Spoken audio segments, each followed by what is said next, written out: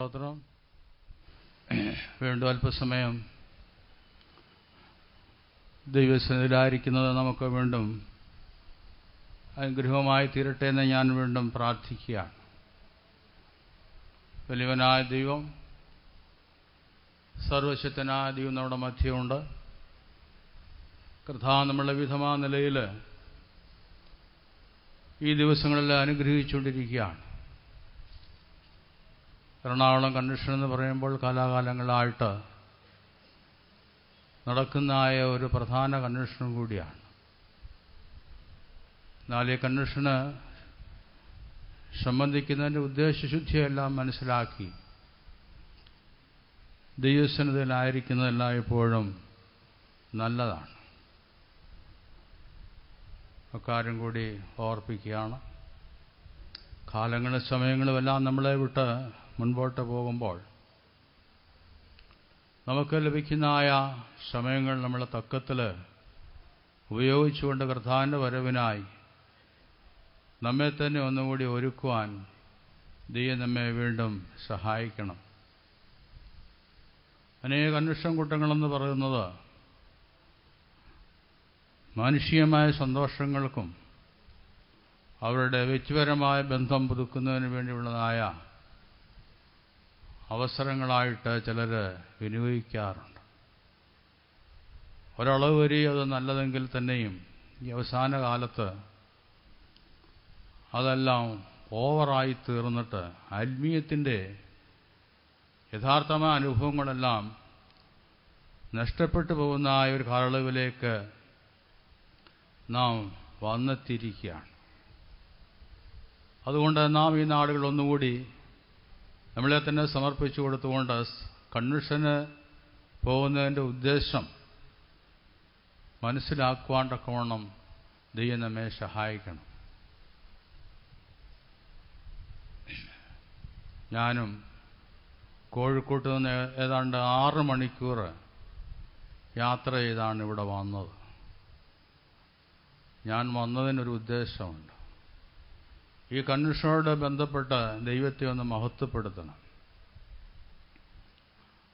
അത് ഏത് വിധേനയായാലും മതി. ചിലപ്പോൾ വരുന്നത് നല്ലൊരു പന്തലായിരിക്കുന്നു, അത് കണ്ടിട്ട് പോകാം. ലൈറ്റൊക്കെ കൊള്ളാം, അത് കണ്ടിട്ട് പോകാം. നല്ല വാദ്യമേളങ്ങൾ കേട്ടിട്ട് പോകാം. അല്ലെങ്കിൽ പുസ്തകം വിൽക്കുന്നിടത്ത് പോയി ഒന്ന് കറങ്ങിയിട്ട് പോകാം. പിന്നെ CD-യുടെ കാര്യം പറയുകയും വേണ്ട. ഇപ്പോൾ ഇതെല്ലാം നമുക്ക് ആവശ്യമെങ്കിലും നമ്മളെ നിത്യതയെക്കുറിച്ച് നമ്മൾ ചിന്തിച്ചുകൊണ്ട് നമ്മൾ എങ്ങോട്ട് പോകുന്നു, നമ്മൾ എവിടം വരെ ആയിരിക്കുന്നുവെന്നല്ല നമ്മൾ ചിന്തിച്ച് മുൻപോട്ട് പോകുവാൻ തക്കവണ്ണം ദൈവം നമ്മെ സഹായിക്കണം. അതുകൊണ്ട് അല്പസമയം ഞാൻ പറഞ്ഞതായ കാര്യങ്ങൾ യാഥാർത്ഥ്യമെന്ന് ബോധമുള്ളവർ കരങ്ങളുയർത്തി ഹല്ലേലൂയ പറഞ്ഞാട്ടെ. സ്തോത്രം.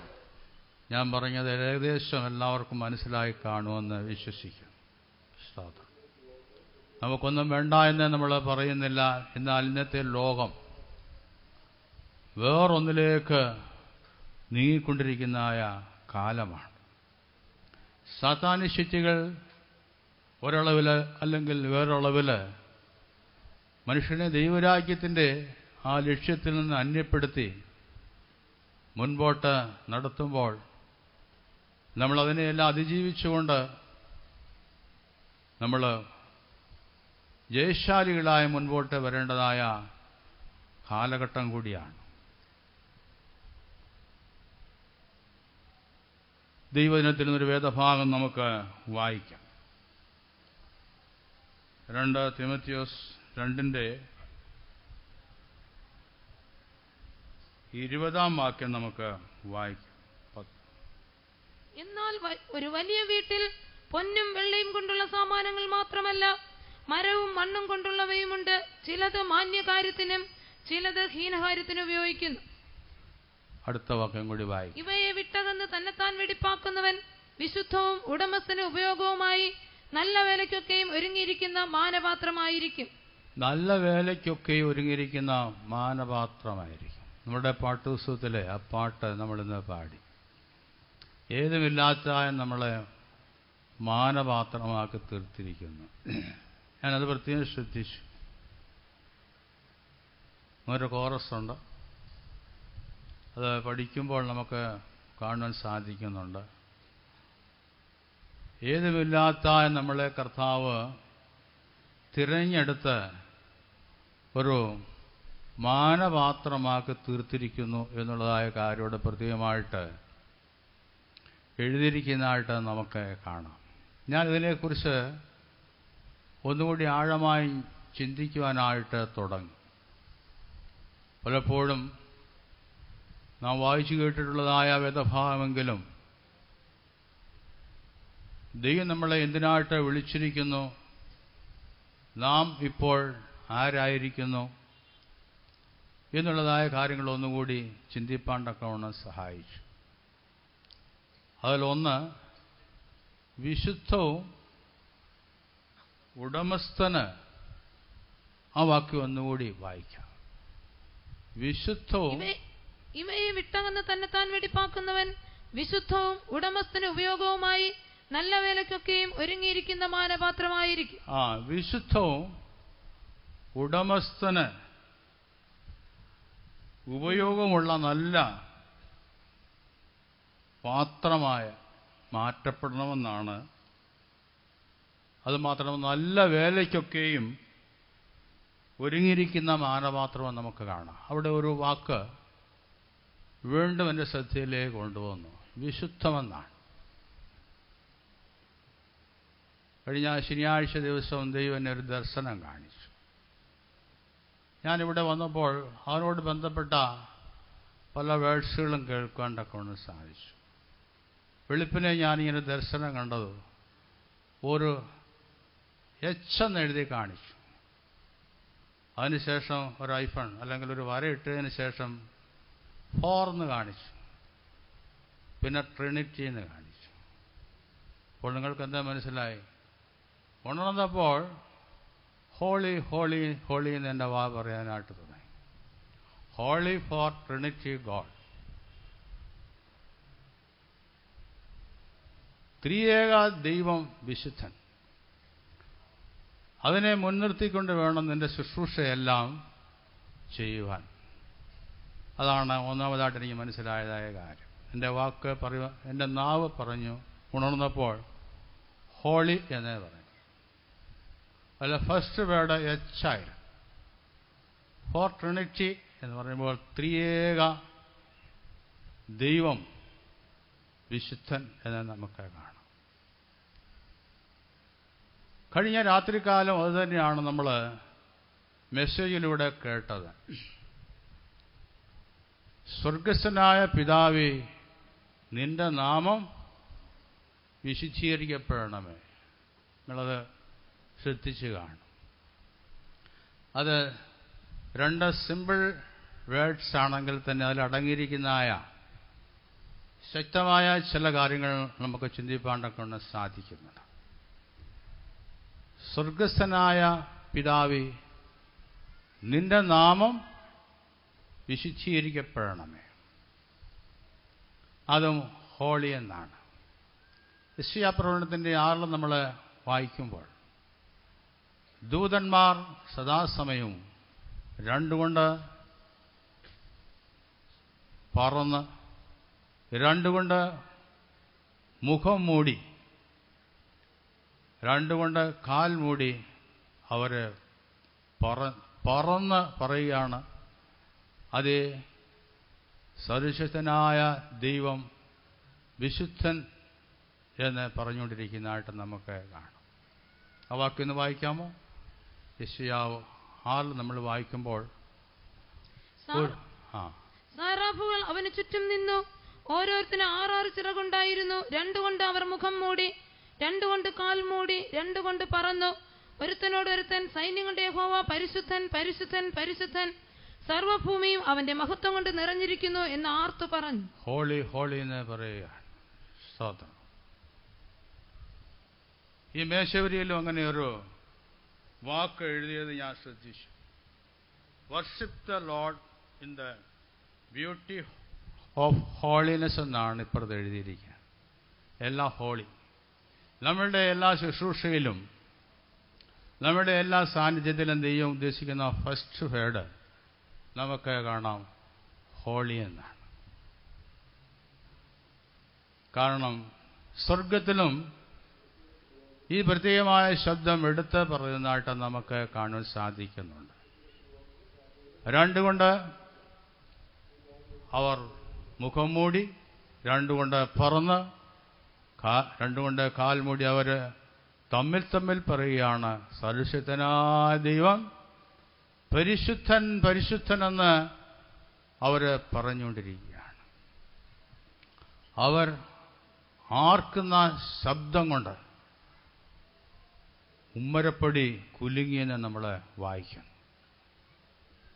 സർവഭൂമിയും അവന്റെ മഹത്വം കൊണ്ട് നിറഞ്ഞിരിക്കുന്നു എന്നുള്ളതായ കാര്യം കൂടി അവിടെ ഓർപ്പിക്കുകയാണ്. എന്നാൽ അവന്റെ നാം വിശുദ്ധീകരിക്കപ്പെടണമെന്നുണ്ടെങ്കിൽ ഒരു കാര്യം ഈ പകൽക്കാലം ഓർപ്പിക്കുകയാണ്, നാം വിശുദ്ധീകരിക്കപ്പെടണം. നാം വിശുദ്ധീകരിക്കപ്പെട്ടെങ്കിൽ മാത്രമേ കർത്താവിൻ്റെ നാമത്തിന് മഹത്വമായി തീരുകയുള്ളൂ. അതുകൊണ്ടാണ് ഇതിനെക്കുറിച്ച് വിശുദ്ധ ആരാധന എന്നെല്ലാം നമ്മൾ പറയുന്നു. ആരാധന വിവിധമായ നിലയിൽ ലോകത്തിൽ നടക്കുന്നുണ്ട്.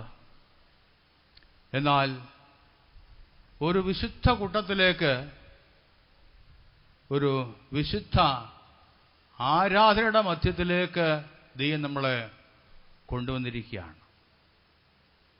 ഇത് നമ്മളെല്ലായ്പ്പോഴും ഉൾക്കൊണ്ട് വേണം നമ്മൾ ജീവിക്കുവാനായിട്ട്.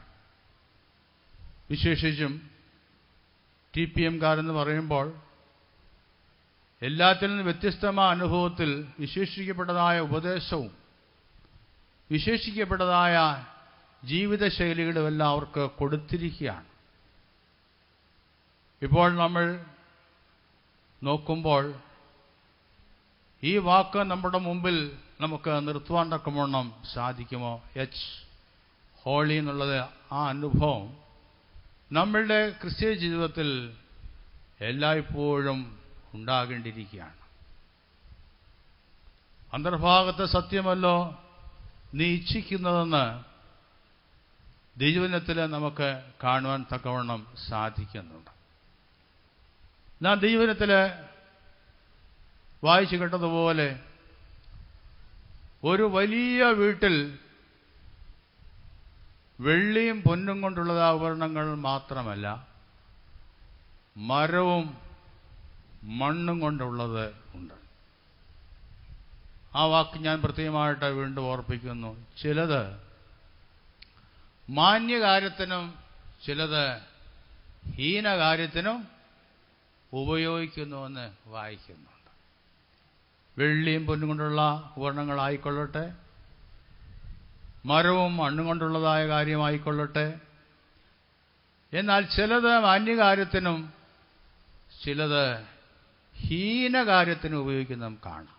അവിടെ വീണ്ടും എടുത്ത് പറയുന്നു, നമ്മുടെ ക്രിസ്തീയ ജീവിതത്തിൻ്റെ ഹീനകാര്യങ്ങളെ നമ്മൾ ഉപേക്ഷിച്ചു കഴിഞ്ഞാൽ നമ്മൾ ഉടമസ്ഥന് വിശുദ്ധവും ഉപയോഗമുള്ളതായ നല്ല മാനപാത്രങ്ങളായി നമ്മൾ മാറ്റപ്പെടും. ഞാനിത് പറഞ്ഞതിൻ്റെ ഉദ്ദേശം, നിങ്ങൾ ആരും ആയിക്കൊള്ളട്ടെ. ഇപ്പോൾ ഹൈന്ദവ സമുദായത്തിൽ നിന്ന് വന്നായ കൃഷ്ണൻകുട്ടി സാക്ഷി പറഞ്ഞപ്പോൾ എനിക്ക് വലിയ സന്തോഷമായിരുന്നു. നിങ്ങൾ ആരും ആയിക്കൊള്ളട്ടെ. ഞാനൊരു ക്രിസ്തീയ ഭവനത്തിൽ ജനിച്ചു വളർത്തപ്പെട്ട വ്യക്തിയായിരുന്നു. എൻ്റെ പേരും അതിനൊത്തവണ്ണമായിരുന്നു. എന്നാൽ വിഗ്രഹങ്ങളെ ആരാധിച്ച് ദൈവമല്ലാത്തതിന് വഴിപാടുകളെ അർപ്പിച്ച് മുൻപോട്ട് പോയതായൊരു വ്യക്തി ക്രിസ്തുവിനെ അറിഞ്ഞ് മുൻപോട്ട് വന്നപ്പോൾ എനിക്ക് വലിയ സന്തോഷമായി തീർന്നു. ഒരു ക്രിസ്തീയ കുടുംബത്തിൽ നിന്ന് യേശുവിനെ സാക്ഷിക്കുന്നത് ഒരു സാധാരണ കാര്യമാണ്. എന്നാൽ കേൾപ്പാൻ ചെവിയില്ലാത്തതും മൂക്കില്ലാത്തതും അല്ലെങ്കിൽ കാണാൻ വയ്യാത്തതുമായ വിഗ്രഹങ്ങളെ സേവിച്ച് നടന്നായ ആ വ്യക്തി ദൈവത്തിങ്കിലേക്ക് തിരിഞ്ഞു വന്നപ്പോൾ അങ്ങനെയുള്ള സാക്ഷ്യം കേൾക്കുന്ന എനിക്ക് എല്ലായ്പ്പോഴും സന്തോഷമാണ്. ഞാൻ ക്രിസ്തീയ ഭവനത്തിൽ ജനിച്ചു വളർത്തപ്പെട്ടതായ വ്യക്തിയെങ്കിലും നാമധേയമായ രീതിയിൽ പള്ളിയിൽ പോകും, ആരാധിക്കും, അവർ പറയുന്നതെല്ലാം കേൾക്കും. യേശുവിനെ കുറിച്ചൊരു അറിവ് മാത്രമേ ഉണ്ടായിരുന്നുള്ളൂ. എന്നാൽ ശരിയായ രീതിയിൽ ഒരു നല്ല അനുഭവത്തിലേക്ക് വന്നത് പിന്നീട് വളരെ വർഷങ്ങൾക്ക് ശേഷമാണ്. അതുകൊണ്ടാണ് ഞാനിതെല്ലാം പറയുന്നത്. അത് ക്രിസ്ത്യാനിയെന്നോ മുസ്ലിമെന്നോ അല്ലെങ്കിൽ ഹൈന്ദവനെന്നോ വ്യത്യാസമില്ല. എന്നാൽ അവരെ മാനപാത്രമാക്കി തീർക്കുന്നത് പിന്നീടൊരവസരത്തിൽ നിന്ന് നമുക്ക് കാണാൻ സാധിക്കുന്നുണ്ട്. വെള്ളിയും പൊന്നും കൊണ്ടുള്ള ഉപകരണങ്ങളായാലും അതുകൊണ്ടും പ്രയോജനമില്ല. ആ വെള്ളി കൊണ്ട് എന്ത് പ്രയോജനമാണുള്ളത്? ആ പൊന്നുകൊണ്ട് എന്ത് പ്രയോജനമാണുള്ളത്? എന്നാൽ ചിലപ്പോൾ മരവും മണ്ണും കൊണ്ടുള്ളതായ ഉപകരണങ്ങളും ദൈവത്തിന് പ്രയോജനമായി മാറ്റപ്പെടുന്നതായിട്ട് നമുക്ക് കാണുവാൻ തക്കവണ്ണം സാധിക്കുന്നുണ്ട്. ഇതിലേക്ക് ഞാൻ നിങ്ങളുടെ ശ്രദ്ധയെ തിരിക്കുന്നതിന് മുമ്പായിട്ട് പഴയ കാര്യങ്ങൾ എൻ്റെ ഹൃദയത്തിൽ വരികയാണ്. സ്തോത്രം. അങ്ങനെയുള്ള ആരാധനയിൽ, ക്രിസ്തീയ ഉപദേശത്തിൻ്റെ ആരാധനയിൽ ഞാൻ ജീവിച്ചുവെങ്കിൽ തന്നെയും സത്യം വേറെ അകലെയായിരുന്നു. ഒരു കാര്യം കൂടി ഓർപ്പിക്കുന്നു. ആ കാലത്തിൽ എൻ്റെ 15-ാമത്തെ വയസ്സിൽ തന്നെ ഈ സ്ഥലത്തിൻ്റെ പേര് എനിക്കറിയാമായിരുന്നു. അതെങ്ങനെയാണ് നിങ്ങൾ ചോദിക്കും. ഞാൻ പെന്തക്കോസ്തിലേക്ക് വന്നിട്ടില്ല, ഈ സ്ഥലത്തും വന്നിട്ടില്ല. ഈ സ്ഥലത്തിൻ്റെ പേരേതാ?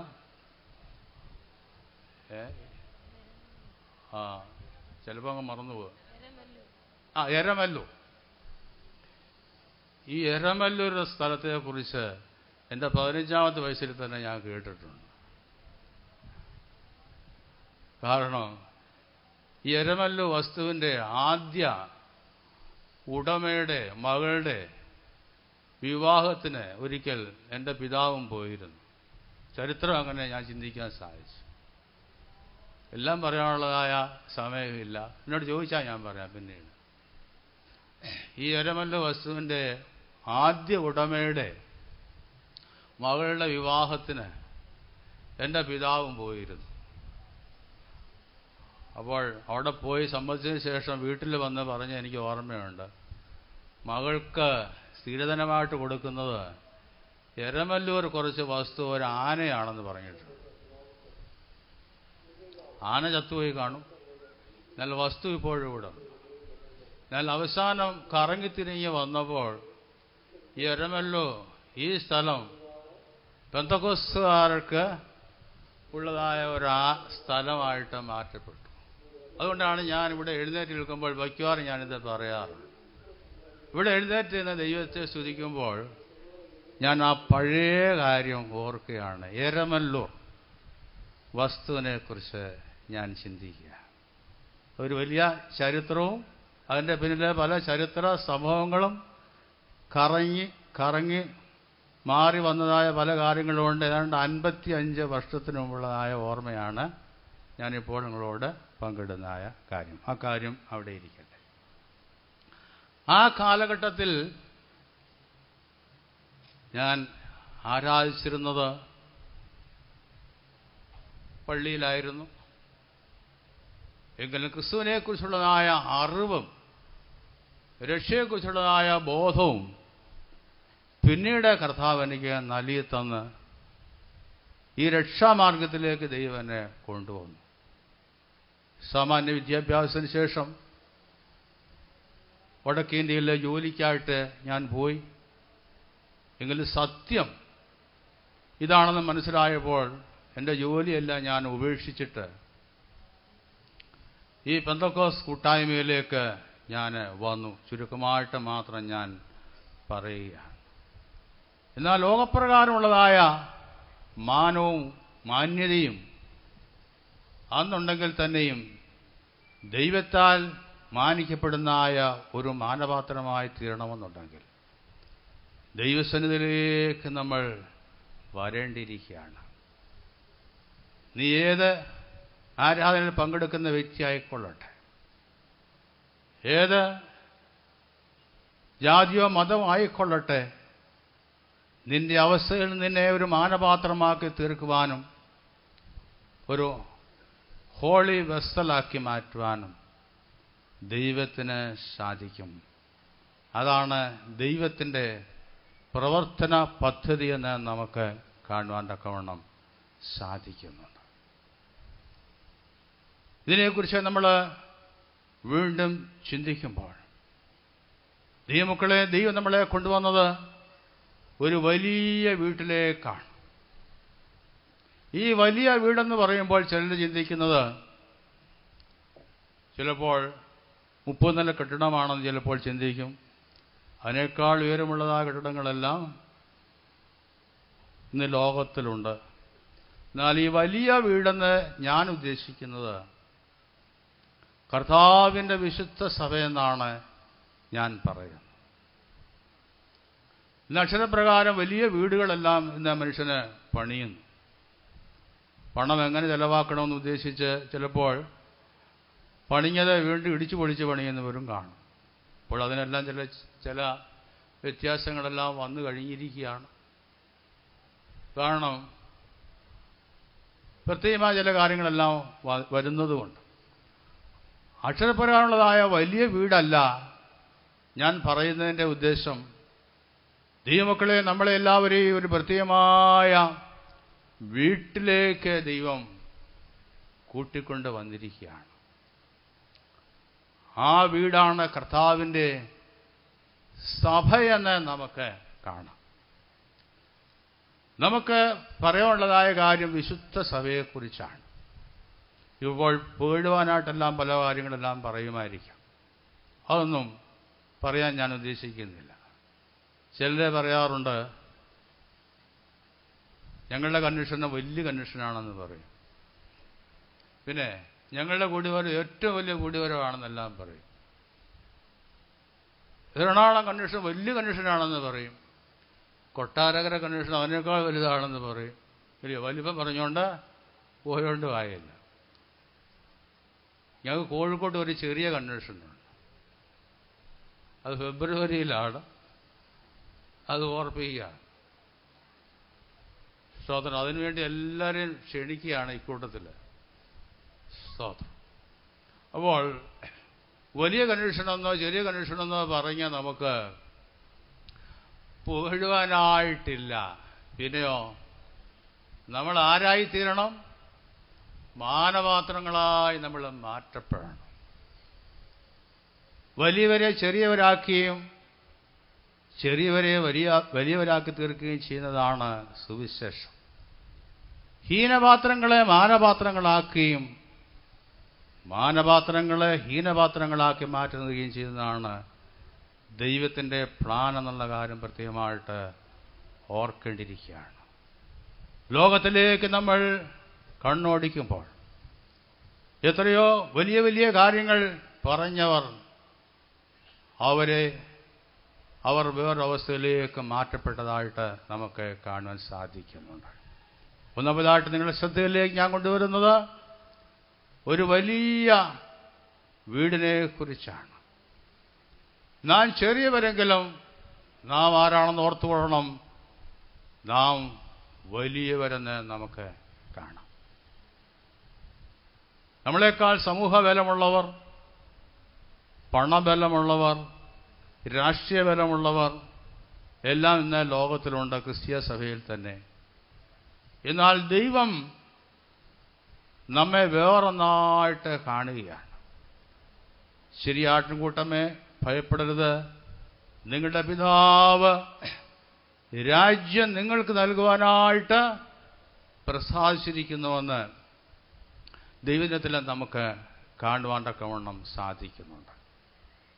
ഈ വലിയ വീട്ടിലേക്ക് ദൈവം നമ്മളെ ഇതിനു വേണ്ടി ദൈവം കൊണ്ടുവന്നിരിക്കുകയാണ്.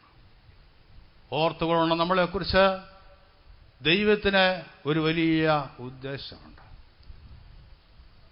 അവയെ വിട്ടുകളഞ്ഞ് എന്ന് നമുക്ക് കാണുവാൻ സാധിക്കുന്നുണ്ട്. ഏതാണ് വിട്ടുകളയേണ്ടതായ കാര്യം? വീണ്ടും അതിൻ്റെ മുകളിൽ നമ്മൾ വായിക്കുമ്പോൾ ഒരു കാര്യം നമുക്ക് കാണുവാൻ സാധിക്കുന്നുണ്ട്.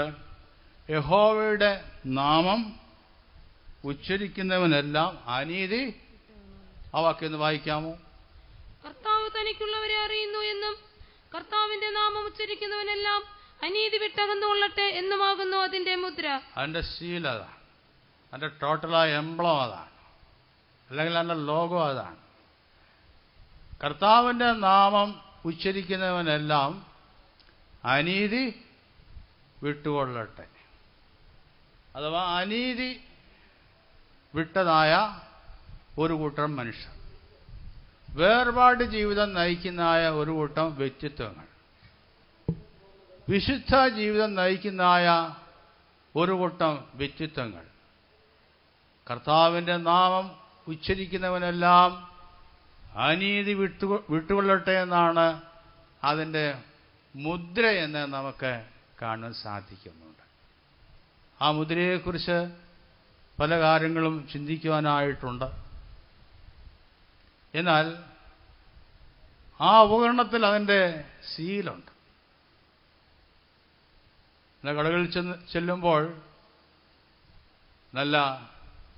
നല്ല സാധനങ്ങൾക്ക് ചില പ്രത്യേകമായ എംബ്ലം നമുക്ക് കാണാം. ISA എന്നൊക്കെ എഴുതി കഴിഞ്ഞാൽ ഇന്ത്യൻ സ്റ്റാൻഡേർഡ് ഇൻസ്റ്റിറ്റ്യൂഷൻ എന്നുള്ളതിൻ്റെ ഷോർട്ട് ഫോം അതിൽ കാണും, ഒരു സീൽ അതിൽ കാണും. BSI എന്ന് പറഞ്ഞാൽ ബ്രിട്ടീഷ് സ്റ്റാൻഡേർഡ് എന്ന് അവിടെ കാണാം, BSI എന്ന് പറയും.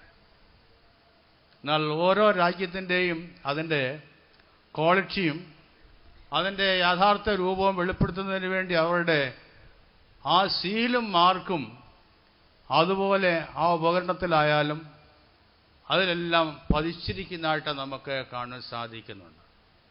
ഈ മൈക്രോഫോണിലുമുണ്ട് ഒരു പ്രത്യേകമായ സീല് വെച്ചിട്ടുണ്ട്. അത് ആ കമ്പനിയുടെ സീലായതുകൊണ്ട് വേറെ ആർക്കും അത് എടുക്കാൻ തക്കവണ്ണം സാധിക്കുകയില്ല. അഥവാ എടുത്താൽ തന്നെയും അവർക്ക് അതിൻ്റെതായ പണിഷ്മെൻ്റ് ഉണ്ട്. അപ്പോൾ യഹോവയുടെ നാമം ഉച്ചരിക്കുന്നവനെല്ലാം അനീതി വിട്ടുകൊള്ളട്ടെ എന്നാണ് അതിൻ്റെ മുദ്ര എന്ന് നമുക്ക് കാണാം. ആ ദൈവത്തിൻ്റെ ജനത്തിന് പ്രത്യേകമായ ഒരു മുദ്രയും സീലും ഉണ്ടെന്നുള്ള കാര്യം പ്രത്യേകമായിട്ട് ഓർക്കേണ്ടിയിരിക്കുകയാണ്. കർത്താവായ യേശുക്രിസ്തുവിനെ കുറിച്ച് നമ്മൾ പഠിക്കുമ്പോൾ അവനവൻ്റെ തത്വത്തിൻ്റെ മുദ്രയെന്ന് നമുക്ക് കാണാൻ സാധിക്കുന്നുണ്ട്. തത്വം എന്ന് പറയുമ്പോൾ ദൈവിക തത്വങ്ങളെ ടോട്ടലായിട്ട് അത് ചുരുക്കി ഒരു തത്വമായി ഈ ലോകത്തിലേക്ക് വന്നു. ആദിയിൽ വചനമുണ്ടായിരുന്നു, ലോഗോ. വചനം ജഡമായി, വചനം ദൈവമായിരുന്നു, വചനം വെളിച്ചമായിരുന്നു, അവനിലെ ജീവനുണ്ടായിരുന്നു പറയുമ്പോൾ ദൈവത്തിൽ അടങ്ങിയിരിക്കുന്ന എല്ലാ കാര്യങ്ങളും ക്രിസ്തുവിൽ ഉൾക്കൊണ്ടിരുന്നതായിട്ട് നമുക്ക് കാണുവാൻ സാധിക്കുന്നുണ്ട്. അതുകൊണ്ടാണ് കർത്താവ് പറഞ്ഞത്, എന്നെ കണ്ടവൻ പിതാവിനെ കണ്ടിരിക്കുന്നുവെന്ന് കർത്താവ് പറഞ്ഞു. അത് ഭൂമിയിലേക്ക് ഇറങ്ങി വന്നു. ദൈവിക തത്വം എന്താണെന്ന് മനുഷ്യനെ അവൻ പഠിപ്പിച്ചു. വിശുദ്ധ സഭയുടെ തത്വം എന്താണെന്ന് അവൻ മനുഷ്യനെ പഠിപ്പിച്ചു. അങ്ങനെയാണ് വിശുദ്ധിയുടെ ഉപദേശമെല്ലാം കർത്താവ് അവർക്ക് കൊടുത്തതെന്ന് നമുക്ക് കാണാൻ സാധിക്കുന്നു. ദൈവമക്കളെ, ആ തത്വത്തിൻ്റെ മുദ്രയായ കർത്താവ് യേശുക്രിസ്തുവിനെ കുറിച്ച് നമുക്ക് ബോധമുണ്ടെങ്കിൽ നാമും ആ അനുഭവത്തിലേക്ക് വരേണ്ടതിനായിട്ട് നമ്മളെല്ലായ്പ്പോഴും ആഗ്രഹിക്കും. അതുകൊണ്ടാണ് അപ്പോസ്തലൻ പറയുന്നത്, ഞാൻ വിശുദ്ധനായിരിക്കുന്ന പോലെ നിങ്ങളും വിശുദ്ധരായിരിപ്പിൻ. അങ്ങനെ വായിക്കുന്നില്ലേ? ഞാൻ വിശുദ്ധനായിരിക്കുന്നത് പോലെ നിങ്ങൾ വിശുദ്ധരായിരിപ്പിൻ, അശുദ്ധമായതൊന്നും തുടരുത്. അത് നമുക്ക് കാണാം. അപ്പോൾ കർത്താവ് വിശുദ്ധനായിരിക്കുന്നത് പോലെ നമ്മൾ വിശുദ്ധരായിരിക്കണം. അപ്പോൾ മാത്രമേ ദൈവത്തിൻ്റെ നാമം മഹിമപ്പെടുകയുള്ളൂ. ഈ വീട്ടിലെ ഉപകരണങ്ങളെല്ലാം വിശുദ്ധ ഉപകരണങ്ങളായി മാറ്റപ്പെടുമ്പോൾ മാത്രമേ ദൈവത്തിൻ്റെ നാമം മഹത്വീകരിക്കപ്പെടുകയുള്ള കാര്യം പ്രത്യേകമായിട്ട് ഓർപ്പിക്കുകയാണ്. ഇവിടെ ഇരിക്കുന്ന ഓരോ വ്യക്തിത്വങ്ങളും കർത്താവിൻ്റെ ശുശ്രൂഷക്കാരായാലും കൊള്ളാം, വിശ്വാസികളായാലും കൊള്ളാം, ദൈവഭവനത്തിലെ വിവിധമായ ഉപകരണങ്ങളും പാത്രങ്ങളുമായിട്ട് ദൈവം നിങ്ങളെ തിരഞ്ഞെടുത്തിരിക്കുകയാണ്. ആ വലിയ വീട്ടിൽ നമ്മൾ താമസിച്ചുകൊണ്ട് ദൈവത്തെ സ്തുതിച്ചുകൊണ്ട് നമ്മൾ മുൻപോട്ട് പോയാൽ നിത്യതയിൽ സ്വർഗീയ സിയോനിലും യെരൂശലേമിലും കർത്താവിൻ്റെ മുഖം കണ്ടുകൊണ്ട് ദൈവത്തെ സ്തുതിപ്പാൻ തക്കവണ്ണം സാധിക്കും. വലിയ വീടെന്ന് പറഞ്ഞതുകൊണ്ടായോ? അതാണ് ഞാൻ ഓർപ്പിക്കുന്നതായ കാര്യം. നിങ്ങളത് തന്നെ ചിന്തിച്ചാലും മതി. വലിയ വീടെന്ന് പറഞ്ഞതുകൊണ്ടായില്ല. നമ്മൾ ഉൾക്കൊള്ളേണ്ടതായ കാര്യങ്ങൾ നമ്മൾ ഉണ്ടായിരിക്കണം. നമ്മുടെ പ്രമാണങ്ങളെ നമ്മൾ ഉൾക്കൊണ്ട് നമ്മൾ ജീവിച്ചു കൊള്ളണം. ഞാൻ പല വലിയ വീടുകളിലും എല്ലാം ചിലപ്പോൾ ചെന്നിട്ടുണ്ട്, ശ്രദ്ധിച്ചിട്ടുണ്ട്. ചില വീടുകളിൽ ചെല്ലുമ്പോൾ വീട് വലുതാണ്, പക്ഷേ ആ വീടുകളിൽ ഏതോ ശൂന്യത ഞാൻ കണ്ടിട്ടുണ്ട്, ശ്രദ്ധിച്ചിട്ടുണ്ട്. എന്നാൽ ചിലയിടത്ത് ചില ചെറിയ വീടാണെങ്കിലും അവിടെ ഒരു ഐശ്വര്യം കാണാറുണ്ട്. അതെന്താണ് അതിൻ്റെ കാര്യം? ചില പഴയ വീടുകളിൽ ചെല്ലുമ്പോൾ വീട് വലുതാണ്, പക്ഷേ ഒരു സമാധാനവും കാണുകയില്ല. എല്ലാം വാരി വലിച്ചിട്ടിരിക്കുകയായിരിക്കും. ഞാനത് ശ്രദ്ധിച്ചിട്ടുണ്ട്. പോർട്ടിക്കോലോട്ട് ചെല്ലുമ്പോൾ ഒരു പട്ടിയെ പൂട്ടിയിട്ടിരിക്കുക, ഒരു കടിയൻ പട്ടിയെ. പിന്നെ അങ്ങോട്ട് ചെല്ലുമ്പോൾ അടുത്ത മുറിയിൽ ചെല്ലുമ്പോൾ 2 ആട്ടിൻകുട്ടി കാണും. പിന്നെ അടുത്ത മുറിയിലോട്ട് ചെല്ലുമ്പോൾ കുറച്ച് കരിയില കാണും. പിന്നെ അടുത്ത മുറിയിലോട്ട് ചെല്ലുമ്പോൾ വേറെ ഏതെങ്കിലും കൂട്ടിയിട്ടിരിക്കുകയായിരിക്കും. വേറൊരു മുറിയിലോട്ട് ചെല്ലുമ്പോൾ ഒരു വല്യപ്പച്ചനോ വല്യമ്മച്ചയോ കാണും. അതെപ്പോഴും പുറത്തുകൊണ്ടിരിക്കുക, വഴക്കം കൂടിക്കൊണ്ടിരിക്കുകയായിരിക്കും. ഇങ്ങനെയുള്ള വീടുകളെ ഞാൻ ശ്രദ്ധിച്ചിട്ടുണ്ട്. ഒരു സമാധാനവും കാണുകയില്ല. എല്ലാം ഉണ്ട്. അങ്ങനെയുള്ള വീടുകളുണ്ടോ? ചെറിയ വീടുകളാണെന്നുണ്ടെങ്കിലും ആ വീട്ടിൽ ഐശ്വര്യം ഉണ്ടായിരിക്കണം. ഇനി ഒരാൾ പറഞ്ഞു, ഒരു ഉദാഹരണം പറഞ്ഞതാണ്. ഒരാൾ ഒരു വീട്ടിൽ നിന്ന് ഒരു തത്ത മേടിച്ചുകൊണ്ട് വന്നു. ഒരു തത്ത മേടിച്ചുകൊണ്ട് വന്നപ്പോൾ വേറൊരാൾ വില കൊടുത്ത് മേടിച്ച് അയാളുടെ വീട്ടിൻ്റെ മുമ്പിൽ കൊണ്ട് കെട്ടി. നേരം വെളുക്കുമ്പോൾ ഈ തത്ത പറയുന്നത് എന്താണെന്നറിയാമോ? മുടിഞ്ഞു പോണേ എന്ന് പറഞ്ഞുകൊണ്ട്.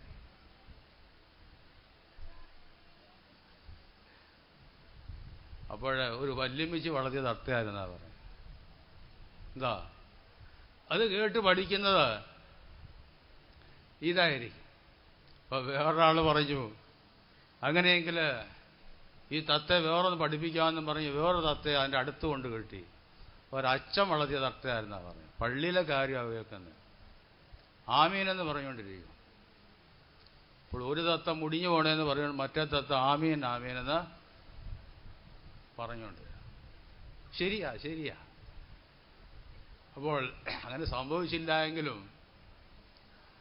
ആ പ്രത്യേകമായ രീതി അത് നമുക്ക് കാണാം. ദൈവമക്കളെ നമ്മളെ പരിശോധിക്കുമ്പോൾ നമ്മളുടെ വീട് എല്ലായ്പ്പോഴും എങ്ങനെയായിരിക്കണം? നല്ല ഉപകരണങ്ങൾ സൂക്ഷിച്ചു വെക്കുന്നതായ നല്ല ഭവനങ്ങളായി നമ്മൾ മാറ്റപ്പെടേണ്ടിയിരിക്കുകയാണ്. നമ്മളുടെ വീട്ടിൽ ഐശ്വര്യവും സമാധാനവും സമ്പത്തും നിറഞ്ഞിരിക്കേണ്ടിയിരിക്കുകയാണ്. സദൃശ്യവാക്യത്തിൽ നമ്മൾ വായിക്കുമ്പോൾ ജ്ഞാനം കൊണ്ട് ഭവനം പണിയുന്നു, വിവേകം കൊണ്ടത് സ്ഥിരമായിട്ട് വരുന്നു, പരിജ്ഞാനം കൊണ്ട് അതിൻ്റെ മുറികളിൽ വിലയേറിയതും മനോഹരമായ സകല സമ്പത്തും നിറഞ്ഞു വരുന്നുവെന്ന് നമുക്ക് കാണുവാൻ സാധിക്കുന്നുണ്ട്. അപ്പോൾ വിലയേറിയതും മനോഹരമായ സകല സമ്പത്തും വിലയേറിയ ഉപകരണങ്ങൾ ഉൾക്കൊണ്ടിരിക്കുന്നതായ ഒരു വലിയ വീട്ടിലേക്ക് കർത്താവ് നമ്മളെ കൊണ്ടുവന്നിരിക്കുന്നു. എന്നാൽ ഭോഷന്മാരതിനെ എന്ത് ചെയ്യുന്നു? ഇല്ലാതാക്കി തീർക്കുകയാണ്. അവരുടെ ജീവിത ശൈലി കൊണ്ട്, പരിജ്ഞാനക്കുറവ് കൊണ്ട് ആ വീട് മുടിഞ്ഞു പോകുന്നതായിട്ട് നമുക്ക് കാണാം. അനേക വീടുകളിൽ അങ്ങനെയാണ്. നല്ല വീടായിരിക്കാം, അല്ലെങ്കിൽ വേറെ പണമുണ്ടായിരിക്കാം, പക്ഷേ കാലത്തിൻ്റെ പഴക്കത്തിൽ അതെല്ലാം ഇല്ലാതായിത്തീരുന്നു. അതിൻ്റെ പേരാണ് ഡിസോളേഷൻ എന്ന് നമുക്ക് കാണാം. ദൈവത്തിൻ്റെ പ്രമാണം വിട്ട് മുൻപോട്ട് പോകുമ്പോൾ ദൈവമക്കളെ നമ്മൾ ഓർത്തുകൊള്ളണം, വീട് ശൂന്യതയിലേക്ക് മാറ്റപ്പെടുന്നതായിട്ട് നമുക്ക് കാണാം. വിലാപങ്ങളുടെ പുസ്തകത്തിൽ നമ്മൾ വായിക്കുമ്പോൾ തങ്കത്തോട് തുല്യരായിരുന്നായ സിയോന്റെ വിശിഷ്ടപുത്രന്മാർ, വിലാപങ്ങളുടെ പുസ്തകത്തിൽ വായിക്കാമോ? അവർ കുശവന്റെ കയ്യിലെ പാത്രം പോലെ നുറങ്ങിയിരിക്കുന്നു. വായിക്കാമോ? വിലാപങ്ങൾ 4:2 തങ്കത്തോട് തുല്യരായിരുന്ന സിയോന്റെ വിശിഷ്ടപുത്രന്മാരെ കുശവന്റെ പണിയായ മൺപാത്രങ്ങളെപ്പോലെ എണ്ണിയിരിക്കുന്നത് എങ്ങനെ? കുശവന്റെ കയ്യിലെ മൺപാത്രങ്ങളെ പോലെ എണ്ണിയിരിക്കുന്നത് എങ്ങനെ? നേരത്തെ എങ്ങനെയായിരുന്നു? അവിടെ നമ്മൾ വായിക്കുന്നുണ്ട്, സിയോന്റെ വിശിഷ്ടപുത്രന്മാർ തങ്കത്തോട് തുല്യരായിരുന്നു. അവരുടെ ആദ്യമേ അനുഭവം അതായിരുന്നു, ശ്രേഷ്ഠ അനുഭവം അതായിരുന്നു. ഇസ്രായേൽ ദൈവത്തിൻ്റെ പ്രമാണങ്ങളെ ലംഘിച്ച് അവരെ മുൻപോട്ട് പോയതിൻ്റെ ഫലമായിട്ട് അവരുടെ രൂപവും ഭാവവും എല്ലാം മാറ്റപ്പെട്ടു. അതാണ് നമുക്ക് കാണാൻ സാധിക്കുന്നത്. അവരുടെ ആലയം അവർക്ക് നഷ്ടമായി, അവരുടെ രാജ്യം അവർക്ക് ഇല്ലാതായി തീർന്നു. അതുമാത്രമല്ല, അവരുടെ സന്തോഷം അവർക്ക് നഷ്ടമായി. അത് വരുന്നതിന് മുമ്പായിട്ട്, നൂറ്റാണ്ടുകൾക്ക് മുമ്പായിട്ട് പ്രവാചകൻ പറഞ്ഞു, അതേ തങ്കത്തോട് തുല്യരായിരുന്ന സിയോന്റെ വിശിഷ്ടപുത്രന്മാർ, വിശുദ്ധ രത്നങ്ങൾ വീഥികളിലൊക്കെയും ചിതറിക്കിടക്കുന്നുവെന്ന് വായിക്കുന്നു. എന്താണ് അതിന് മാറ്റം വന്നത്? ദൈവത്തിൻ്റെ പ്രമാണങ്ങളെ ലംഘിക്കുമ്പോൾ ഉണ്ടാകുന്നതായ ആ ശൂന്യാവസ്ഥയെ അവിടെ നമുക്ക് പ്രത്യേകമായിട്ട് കാണുവാൻ സാധിക്കുന്നുണ്ട്. നമ്മൾ ഓർത്തുകൊള്ളണം, നമ്മളുടെ ഭവനത്തിൽ ശൂന്യത വരാനായിട്ട് പാടില്ല. നാം പാർക്കുന്ന സ്ഥലം ദൈവത്തിൻ്റെ സ്ഥലമാണെന്നല്ല എപ്പോഴും ഓർക്കേണ്ടിയിരിക്കുകയാണ്. നാം പാർക്കുന്നതായ ഭവനം ദൈവത്തിൻ്റെ ഭവനമാണെന്ന് ഓർക്കേണ്ടിയിരിക്കുകയാണ്. ഇസ്രായേലിനെ കുറിച്ച് നമ്മൾ ചിന്തിക്കുമ്പോൾ വ്യക്തിപരമായ ജീവിതത്തിൽ ആ ശൂന്യത അവർക്ക് ഉണ്ടായി. രണ്ടാമതായിട്ട് ഓരോ ഭവനങ്ങളിലും ആ ശൂന്യത ഉണ്ടായതായിട്ട് നമുക്ക് കാണാം. മുള്ളംപന്നി പാർക്കുന്ന ആ സ്ഥലമായി മാറ്റപ്പെട്ടു. വേഴാമ്പലും മുള്ളംപന്നിയും മൂങ്ങായും പാർക്കുന്ന വീടുകളായിട്ട് മാറ്റപ്പെട്ടു. അവരുടെ ദേശം ശൂന്യമായി. 4 വിധത്തിൽ അത് നമുക്ക് കാണാം. വ്യക്തിപരമായ രീതിയിലൊരു അനുഭവം ശൂന്യമായി. വേറൊന്ന് അവരുടെ ആലയം ശൂന്യമായി. വേറൊന്ന് നമ്മൾ ചിന്തിക്കുമ്പോൾ അവരുടെ ആ ദേശം ശൂന്യമായി, രാജ്യം ശൂന്യമായി. ഇതെല്ലാം നമുക്ക് കാണുവാൻ സാധിക്കുന്നുണ്ട്. എവിടെ നോക്കിയാലും ആ പ്രത്യേകമായ അനുഭവമാണ്. അതുകൊണ്ട് അവർ വിലപിക്കുകയാണ്, കർത്താവേ, ഞങ്ങൾ മടങ്ങി വരേണ്ടതിനായിട്ട് ഞങ്ങളെ നിങ്ങളിലേക്ക് മടക്കി വരുത്തണമേ എന്ന് അവർ ദൈവത്തോട് പ്രാർത്ഥിച്ചതിൻ്റെ ഉദ്ദേശം അതായിരുന്നു നമുക്ക് കാണാം. ആ ആദ്യമാനുഭവമെല്ലാം നഷ്ടപ്പെട്ട് വേറനുഭവത്തിലേക്ക് ആയിത്തീരുന്നു. നമ്മൾ ഓർത്തുകൊള്ളണം, ഈ പകൽക്കാലം നിങ്ങളുടെ ശ്രദ്ധയിലേക്ക് ഞാൻ ഈ വാക്കുകളെ വീണ്ടും കൊണ്ടുവരികയാണ്. നമുക്ക് പുകഴുവാനായിട്ടൊന്നുമില്ല. നിങ്ങൾ എവിടെയാണിപ്പോൾ പാർക്കുന്നത്. നിങ്ങളുടെ ശൂന്യാവസ്ഥകളെ നിങ്ങൾ മനസ്സിലാക്കി നിങ്ങൾ മടങ്ങി വരുന്നില്ല എങ്കിൽ യെരമ്യാ പ്രവാചകത്തിൽ വായിക്കുന്ന പോലെ ഒരു കാര്യമുണ്ട്. പ്രവാചകനെയും പുരോഹിതനെയും ജനത്തെയും കൂട്ടിവരുത്തുകയാണ്. എല്ലാവരുടെയും പ്രതിനിധികളെ ഒരു പ്രത്യേക സ്ഥലത്തേക്ക് കൂട്ടിവരുത്തുന്നു. എന്നിട്ട് ഒരു മൺകുടം വാങ്ങിയിട്ട് പറയുന്നു. എന്താണ് പറയുന്നത്? ഞാൻ ഈ മൺകുടം ഉടച്ചു കളയുന്നത് പോലെ ഞാൻ ഇസ്രായേലിനെ ഇല്ലാതാക്കി തീർക്കും. അത് സംഭവിച്ചതായ കാര്യം നമുക്ക് കാണാം. അന്നത്തെ ഇസ്രായേൽ പുരോഹിതന്മാരും പ്രവാചകന്മാരും ജനങ്ങളോട് ചേർന്ന് ചില ഒത്തുകളികൾ നടത്തി. കാരണം അവരുടെ ജഡപ്രകാരമുള്ളതായ സന്തോഷങ്ങളും ജഡപ്രകാരമുള്ളതായ ലാഭങ്ങളും എല്ലാം ഉദ്ദേശിച്ചായിരുന്നു അന്നത്തെ ഇസ്രായേലിൻ്റെ ആരാധനകളെല്ലാം മുൻപോട്ട് പോയത്. അതിന് കൂട്ടുനിന്നു പുരോഹിതന്മാർ, അതിനെ കൂട്ടുനിന്നു പ്രവാചകന്മാർ, അതിനെ കൂട്ടുനിന്നു ജനങ്ങൾ. കാരണം അവർക്കെന്തെങ്കിലും ഒരു സന്തോഷമുണ്ടെങ്കിൽ അതിനെ കൂട്ടുനിൽക്കും. അതായിരുന്നു ആദിമ ഇസ്രായേലിനുണ്ടായതായ അനുഭവം. കാരണം ഒറ്റ കൈയായിട്ടവർ നിന്നു. അവസാനം അവർക്ക് സംഭവിച്ചതായ കാര്യം ആ ദൈവകോപമെന്ന് നമുക്ക് കാണാൻ സാധിക്കുന്നുണ്ട്. ആ ബെൻഹിന്നോം താഴ്വരയിലേക്ക് ആ കുടം എറിഞ്ഞ് ഉടച്ചു കളയുന്നത് പോലെ ഇസ്രായേലിനെ ദൈവം ചിതറിച്ചു കളഞ്ഞിരുന്നതായിട്ട് നമുക്ക് കാണുവാൻ സാധിക്കുന്നുണ്ട്. ദൈവമക്കളെ, നമ്മുടെ ക്രിസ്ത്യ ജീവിതത്തിൽ അതുണ്ടാകുവാനായിട്ട് പാടില്ല. ദൈവം ആരെയും നോക്കുകയില്ല, പുരോഹിതനെ നോക്കുകയില്ല, പ്രവാചകനെ നോക്കുകയില്ല, ജനത്തെ നോക്കുകയില്ല. ദൈവം മുഖപക്ഷമില്ലാതെ ന്യായം വിധിക്കുന്നതായ ഒരു നാൾ ഏറ്റവും അടുത്ത് വരികയാണ്. ഈ നാളിൽ നമ്മൾ ഭയപ്പെടേണ്ടിയിരിക്കുകയാണ്.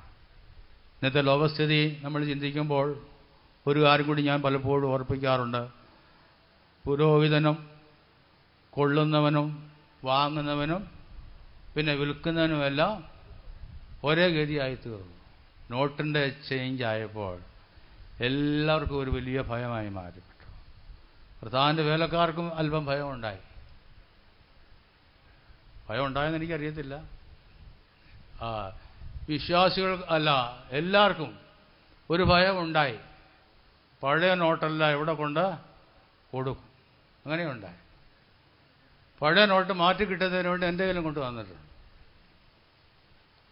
അപ്പോൾ പഴയ നോട്ട് എവിടെ കൊണ്ട് മാറും, പുതിയ നോട്ട് എപ്പോൾ കിട്ടും എന്നുള്ളതായ ആ ചിന്താഭാരം എല്ലാവരെയും പ്രവാചകൻ പറയുന്നു, ഞാൻ ഭൂമിയെ കീഴ്മേലെ മറിക്കുകയും പുരോഹിതനും ജനത്തിനും പിന്നെ ഉയർന്നവനും താണവനും അതുമാത്രമല്ല വാങ്ങുന്നവനും കൊള്ളുന്നവനും എല്ലാം ഒരുപോലെ ഭവിച്ചതായ ഒരു സംഭവം നമുക്ക് ഈ ദിവസങ്ങളിൽ നമുക്ക് കാണുവാൻ സാധിക്കുന്നുണ്ട്. പണം എണ്ണുന്നവനെവിടെ, തൂക്കി നോക്കുന്നവനെവിടെ, പിന്നെ ഏതാ ഗോപുരങ്ങളെ എണ്ണുന്നവനെവിടെ. ഇവിടെ പറഞ്ഞു ഗോപുരങ്ങളെ എണ്ണുന്നവർക്കും വലിയ പ്രശ്നമാണ്. റിയൽ എസ്റ്റേറ്റ് പ്രസ്ഥാനത്തിനുണ്ടായതായ തിരിച്ചടി എന്നാണ്. വീട് സ്ഥലവും വാങ്ങിയവർക്കൊരു തിരിച്ചടി ഉണ്ട്. അതാണ് ഗോപുരങ്ങളെ എണ്ണുന്നവൻ എവിടെ, തൂക്കി നോക്കുന്നവൻ എവിടെ. കാരണം തൂക്കി സാധനങ്ങൾ കൊടുക്കുന്ന വ്യാവസായിക കാര്യങ്ങൾക്കെല്ലാം ഒരു തിരിച്ചടി ഉണ്ടായി. പണം എണ്ണുന്നവൻ എവിടെ? യെശയ്യാ 33 നമ്മൾ വായിക്കുന്നു. കാരണം പണം എണ്ണിക്കൊണ്ടിരിക്കുന്നവർ ബാങ്കിങ് പ്രസ്ഥാനത്തിനെല്ലാം എന്ത് ചെയ്തു, ഒരു വലിയ ഭീതി ഉളവായിരിക്കുന്നതായിട്ട് നമുക്ക് കാണാം. ഈ ലോകത്തിൽ നമ്മൾ നോക്കുമ്പോൾ അങ്ങനെയുള്ളതായ അവസ്ഥയിലേക്ക് ലോകം വരുന്നത് എന്തുകൊണ്ടാണ്? ഒരളവിൽ നമ്മൾ ചിന്തിക്കുമ്പോൾ ലോകത്തിൻ്റെ സ്ഥിതിയുടെ ഗതി മാറ്റമെന്ന് നമുക്ക് കാണുവാൻ സാധിക്കുന്നുണ്ട്. അത് ആദിമ ഇസ്രായേലിൻ്റെ ഗതിയും അവരുടെ ജീവിതശൈലികളും എല്ലാം മാറ്റപ്പെടേണ്ടതായിട്ട് വന്നു. അങ്ങനെയൊക്കെ മുൻപോട്ട് പോകാമെന്നവരെ ചിന്തിച്ചു. ദൈവം അവർക്കൊരു തിരിച്ചടി ഉണ്ടാക്കി. നമുക്ക് ദൈവത്തിലേക്ക് നമുക്ക് മടങ്ങി വരാം. നമ്മളെ ഒരു വലിയ പ്രസ്ഥാനമാക്കിയും ഒരു വലിയ സഭയാക്കിയും ദൈവം നമ്മളെ തീർത്തിരിക്കുന്നതിന് ഒരു പ്രത്യേകമായ ഉദ്ദേശമുണ്ട്, പുകഴുവാനായിട്ട് ഒന്നുമില്ല. ഇങ്ങനെയെങ്കിൽ ആരെങ്കിലും പുകഴ്ത്തി പറഞ്ഞിട്ടുണ്ടെങ്കിൽ നമ്മൾ താഴണം, അത് ഓർപ്പിക്കുക. ഒരിക്കൽ ദൈവം എന്നെ ഒരു ദർശനത്തിൽ ഇങ്ങനെ കാണിച്ചു, നീ ഒരു കൺവെൻഷന് പോകാനായിട്ട് പറയും, ഒരു കൺവെൻഷന് പോകാൻ പറയും. ഞാനെങ്ങനെ കൺവെൻഷന് പോകാൻ നടന്ന് ഞാനിങ്ങനെ പോവുകയാണ്. അപ്പോൾ പോകുന്ന വഴിക്ക് ഒരു ചെറിയ ഫെയ്ത്തുള്ള ടാർപ്പ ഇങ്ങനെ പന്തൽ പോലെ ഇട്ടിട്ടുണ്ട്. ഞാൻ കരുതി ഇവിടെ കൺവെൻഷൻ അല്ലായിരിക്കുമെന്ന്. കാരണം വേറെ സ്ഥലത്തോട്ട് പോയപ്പോൾ അവിടെ ഭയങ്കരമായ മൈക്കും ഭയങ്കരമായ കാര്യങ്ങളും ധാരാളം വാഹനങ്ങളും എല്ലാം ഉണ്ട്.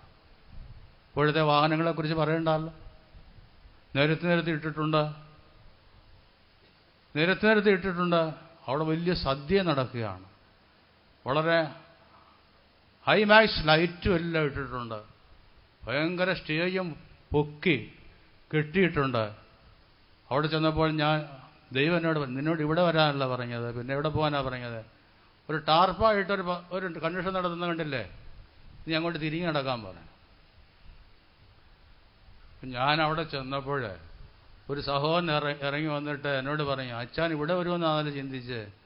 ആ സഹോദരൻ ഒരു ചായ ഒരു വട എടുത്തു തന്നു. പിന്നീട് ആളുകളെല്ലാം വന്നു. വലിയ നല്ലൊരു കൺവെൻഷനായിരുന്നു. ഞാൻ പോയത് എവിടെ ആയിരുന്നു അറിയാമോ? ഹൈമാക്സ് ലൈറ്റ്, പിന്നെ വലിയ ഗംഭീരമായ കാറുകൾ കിടക്കുന്ന സ്ഥലം എല്ലാം. അതാണ് കൺവെൻഷൻ എന്ന് പറയുന്നത്. എന്നാൽ അതൊന്നുമല്ല കൺവെൻഷൻ. Car നിരത്തിയിട്ടേക്കുന്നതാണോ convention? ഞാൻ കോഴിക്കോട് ടൗണിലൂടെ ഇങ്ങനെ മുൻപോട്ട് പോയപ്പോൾ 2 കാർ ഇങ്ങനെ മുൻപോട്ട് പോയി. ഒരാൾ പറഞ്ഞു ഇതിന് 1 കോടി വിലയാണെന്ന് പറഞ്ഞു. കേട്ടോ, അതിന് പ്രത്യേകം കാണാനുണ്ടായിരുന്നു. 1 കോടി വില. 1 കോടി വിലയുള്ള കാർ ഇവിടെ ഉണ്ടോയെന്ന് എനിക്ക് അറിയത്തില്ല. അപ്പോൾ കുറച്ച് വന്നപ്പോൾ ആ കാറിൽ നിന്നൊരു ഹോൺ അടിച്ചപ്പോൾ കിടുങ്ങിപ്പോയി. മുസ്ലിങ്ങൾ വാങ്ക് വിളിക്കുന്ന ശബ്ദമായിരുന്നു. ഒരു ബസ് ഓടിച്ചുകൊണ്ടിരുന്ന ആൾ കിടങ്ങിപ്പോയി. ഇപ്പൊ കിടുങ്ങുന്നോന്ന് അറിയത്തില്ല. അപ്പോൾ ഇത് ഞാൻ ചിന്തിച്ചു. കാരണം ഇതൊന്നുമല്ല മനുഷ്യന്റെ ഉയർച്ച. ചിലപ്പോൾ അത്യാവശ്യ കാര്യങ്ങൾക്കെല്ലാം പല കാര്യങ്ങളും നമ്മൾ ഉപയോഗിക്കുന്ന തന്നെയും മനുഷ്യനെന്ന് തൻ്റെ പണത്താൽ അവരെ നിഗളികളായിത്തീർന്നു. നിഗളികളെ താഴ്ത്തുന്നതായ ഒരു കാലം കൂടി ദൈവം ഇപ്പോൾ ഈ ലോകത്തിൽ കൊണ്ടുവന്നിരിക്കുന്നതായിട്ട് നമുക്ക് കാണാം. ദൈവമക്കളെ, നാം ഒരു വലിയ വീട്ടിലേക്ക് ദൈവം നമ്മളെ കൊണ്ടുവന്നിരിക്കുന്നു.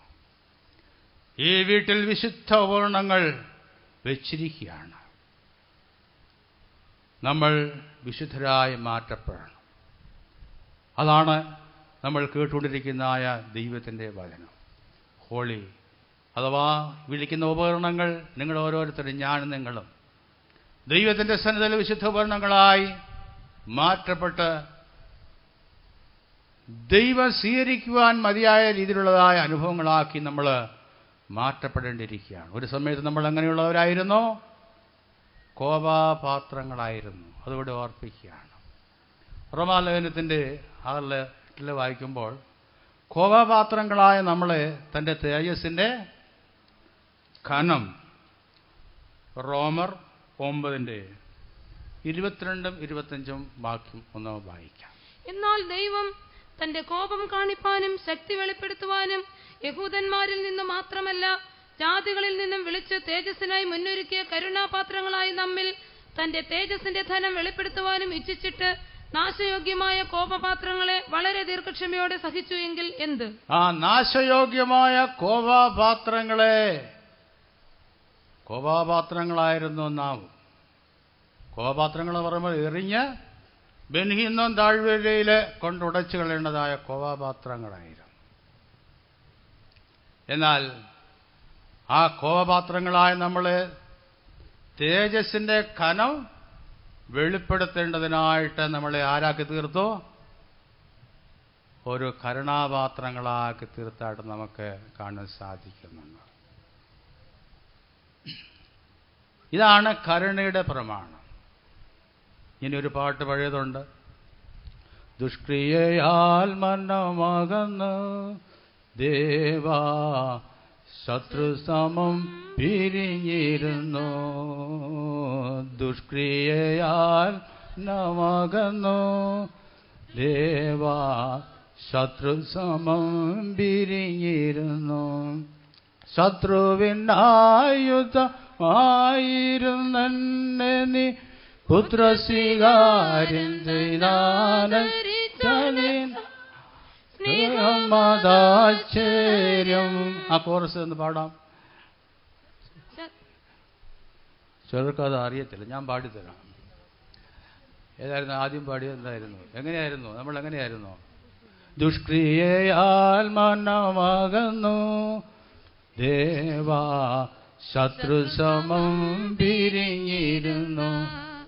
ദുഷ്ക്രിയയാൽ മനമകന്നു ദേവാ ശത്രു സമം പിരിഞ്ഞിരുന്നു. ശത്രുവിനായുധമായിരുന്ന പുത്രസ്വീകാര്യം ചെയ്താദരിച്ചണച്ച സ്നേഹമദാശ്ചര്യം ഏകിനിൻ തിരുതേജസ്സിൽ തിരുകൂട്ടവകാശികളായി തിരുതേജസ്സിൽ തിരുകൂട്ടവകാശികളായി. അപ്പോൾ ശത്രുസമം പിരിഞ്ഞ് ഇരുന്ന് പഴയൊരു പാട്ടാണ്. ഇവിടെ പാട്ടുപുസ്തകത്തിലുള്ളതാ, വേറെ എങ്ങൊന്നും കൊണ്ടുവന്നതല്ല. ചെല്ലിച്ചേക്കുന്ന വേറെ കൊണ്ടുവന്നതാണ്.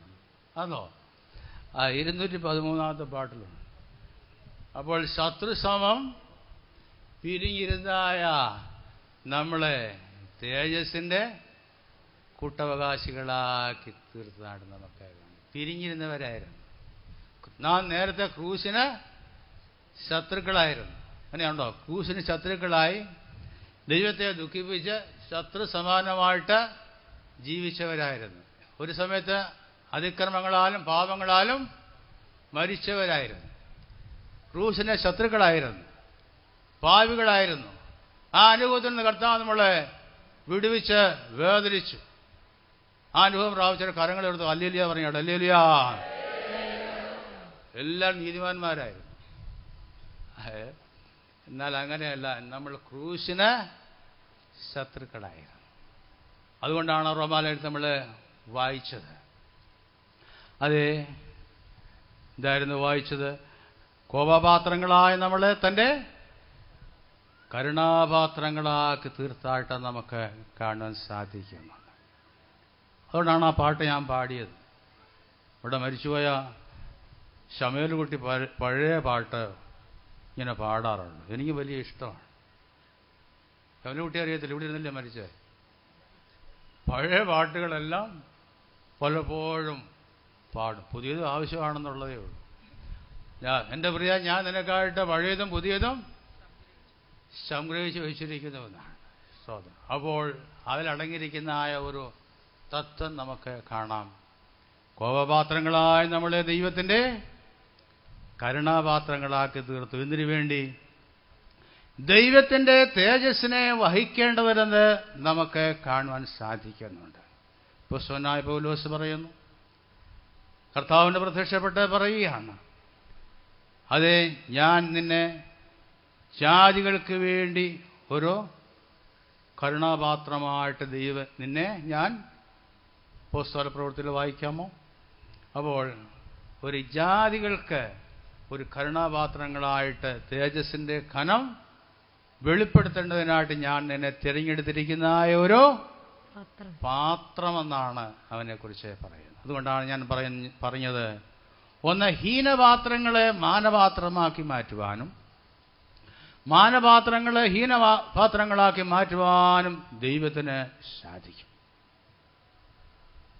തൻ്റെ അനുഭവം താൻ പറയുകയാണ്, നേരത്തെ ഞാൻ കർത്താവിൻ്റെ സഭയെ ഉപദ്രവിച്ചവനായിരുന്നു. അതേ മാത്രമല്ല, ഞാൻ നേരത്തെ ഇന്ന ക്രൂര പ്രവൃത്തികൾ ചെയ്ത വ്യക്തിയായിരുന്നു. എന്നാൽ ഒരു സമയത്ത് താൻ പോയ യാത്രയിൽ ദൈവം അവന് പ്രത്യക്ഷപ്പെട്ടു. അവൻ നിലത്ത് വീണു. ഒരു ശബ്ദം കേൾക്കുന്നു, അതെ, നീ ഉപദ്രവിക്കുന്നവനായ യേശു ആകുന്നു ഞാനെന്ന് ശബ്ദം പറയുകയാണ്. കർത്താവേ കർത്താവേ നീ ആരാവെന്ന് ചോദിക്കുമ്പോൾ നീ ഉപദ്രവിക്കുന്നവനായ യേശു അവനെ സന്ദർശിച്ചിട്ട് അവനെ ജാതികൾക്ക് സുവിശേഷം അറിയിക്കുന്നതിന് വേണ്ടി ഒരു പാത്രമാക്കി തിരഞ്ഞെടുത്തായിട്ട് നമുക്ക് കാണുവാൻ സാധിക്കുന്നുണ്ട്. നേരത്തെ എങ്ങനെയുള്ളവനായിരുന്നു? ശത്രുവായിരുന്നു, ദൈവസഭയ്ക്ക് എതിരായിട്ട് പ്രവർത്തിച്ചവനായിരുന്നു. എന്നാൽ അവനെ ദൈവം വേറൊന്നാക്കി രൂപാന്തരപ്പെടുത്തിയിരിക്കുകയാണ്. ദൈവത്തിന് ഇഷ്ടമുള്ളതായ ഒന്നായിട്ട് അവൻ രൂപാന്തരപ്പെടുത്തുകയാണ്. പ്രവാചകനെ കുശവന്റെ വീട്ടിലേക്ക് കൊണ്ടുപോകുമ്പോൾ ഒരു കാഴ്ച കാണിക്കുന്നു. അവൻ മണ്ണിൽ കുശവൻ ഇങ്ങനെ പാത്രം മെനഞ്ഞുകൊണ്ടിരിക്കുമ്പോൾ ചിലത് കേടായിപ്പോയതായിട്ട് നമുക്ക് കാണാം. എന്നാൽ കേടായിപ്പോയതിനെ എല്ലാം എന്ത് ചെയ്യുന്നു? അവൻ വീണ്ടും എടുത്ത് തനിക്ക് ഇഷ്ടപ്രകാരം തോന്നിയതുപോലെ വേറൊരു പാത്രമാക്കി തീർത്തു എന്നാണ് നമുക്ക് കാണുന്നത്. എന്താണ് അതിൻ്റെ അർത്ഥം? വേറൊന്നാക്കി രൂപാന്തരപ്പെടുത്തുവാൻ തക്കവണ്ണം കർത്താവിന് സാധിക്കും. ഒരുപക്ഷെ നമ്മുടെ ക്രിസ്തീയ ജീവിതത്തിൽ പലവിധമായ കാര്യങ്ങൾ ഉൾക്കൊണ്ട് ആ നാശയോഗ്യമായ അനുഭവത്തിൽ മുൻപോട്ട് പോയാലും, എന്നാൽ അവൻ്റെ കയ്യിൽ നമ്മൾ ഇരിക്കുന്നുവെങ്കിൽ നമ്മളെ വേറൊരു പാത്രമാക്കി രൂപാന്തരപ്പെടുത്തിയെടുക്കുവാൻ കൊണ്ട് സാധ്യത നിങ്ങളെയും അങ്ങനെയാണ് രൂപഭേദത്തിലേക്ക് ദൈവം നിങ്ങളെ കൊണ്ടുവന്നിരിക്കുന്നത്. നമ്മളെ ആരാക്കി തീർത്തിരിക്കുന്നു? കരുണാപാത്രങ്ങളാക്കി ദൈവം നമ്മളെ ഇപ്പോൾ തിരഞ്ഞെടുത്തിരിക്കുകയാണ്. നമ്മുടെ വിളിയും തിരഞ്ഞെടുപ്പിനെയും നാം ഒന്നുകൂടി ഉറപ്പിച്ച് നമ്മൾ മുൻപോട്ട് പോകേണ്ടിയിരിക്കുകയാണ്. ആ കരുണാപാത്രങ്ങളെ ദൈവം ഇപ്പോൾ വിശുദ്ധ പാത്രങ്ങളാക്കി മാറ്റിയിരിക്കുകയാണ്. അതാണ് അടുത്ത അനുഭവം. യെശയ്യാ പ്രവചനത്തിൻ്റെ അവസാനം നമ്മൾ വായിക്കുമ്പോൾ ഇസ്രായേൽ മക്കൾ വഴിപാട് കൊണ്ടുവരുന്നത് പോലെ അവർ വിശുദ്ധ പാത്രങ്ങളിൽ അവർ വഴിപാട് ദൈവത്തിന് കൊണ്ടുവരും. ഒരു വിശുദ്ധ പാത്രത്തിൽ മാത്രമേ വിശുദ്ധ വഴിപാട് കൊണ്ടുവരുവാൻ തക്കവണ്ണം സാധിക്കുകയുള്ളൂ. അതാണ് വിശുദ്ധ ഉപകരണങ്ങളെന്ന് നമുക്ക് കാണാം. കരുണാപാത്രങ്ങളാക്കി തീർക്കുക മാത്രമല്ല, പിന്നെയോ ദൈവം നമ്മളെ വേറൊന്നാക്കി മാറ്റി വിശുദ്ധ പാത്രങ്ങളാക്കി ദൈവം നമ്മളെ തീർത്തിരിക്കുകയാണ്. ഏതാണ് വിശുദ്ധ പാത്രം എന്ന് പറയുന്നത്? നമ്മളുടെ ആകം വിശുദ്ധീകരിക്കപ്പെടണം. അന്തർഭാഗത്തെ സത്യമല്ലോ നീ ഇച്ഛിച്ചിരിക്കുന്നു. കർത്താവായ യേശുക്രിസ്തുവിന്റെ ക്രൂശിന്റെ രക്തത്താൽ ദൈവം നമ്മളെ വിശുദ്ധീകരിച്ചിരിക്കുകയാണ്. വചനപ്രകാരമുള്ള ജലസ്നാനത്താൽ കർത്താവ് നമ്മളെ ഇപ്പോൾ വിശുദ്ധീകരിച്ചിരിക്കുകയാണ്. ദൈവത്തിന്റെ പരിശുദ്ധാത്മാവിന്റെ ശക്തിയാൽ ദൈവം നമ്മളെ ഇപ്പോൾ വിശുദ്ധീകരിച്ചിരിക്കുകയാണ്. അപ്പോൾ നമ്മൾ ആരായി തീർന്നിരിക്കുന്നു? ഒരു വിശുദ്ധ പാത്രങ്ങളാക്കി ദൈവം നമ്മളെ ഇപ്പോൾ അവിടെ എവിടെയായിട്ട് നിർത്തിയിരിക്കുന്നു. അതിനന്യമായതെല്ലാം നമ്മിൽ നിന്ന് നീക്കണം.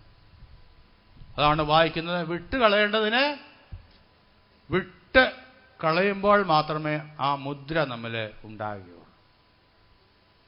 വിട്ടുകളയുന്നതിനെ വിട്ടുകളഞ്ഞെങ്കിൽ മാത്രമേ മുദ്ര ഉണ്ടാകുകയുള്ളൂ. അനീതി വിട്ടുകളയണം.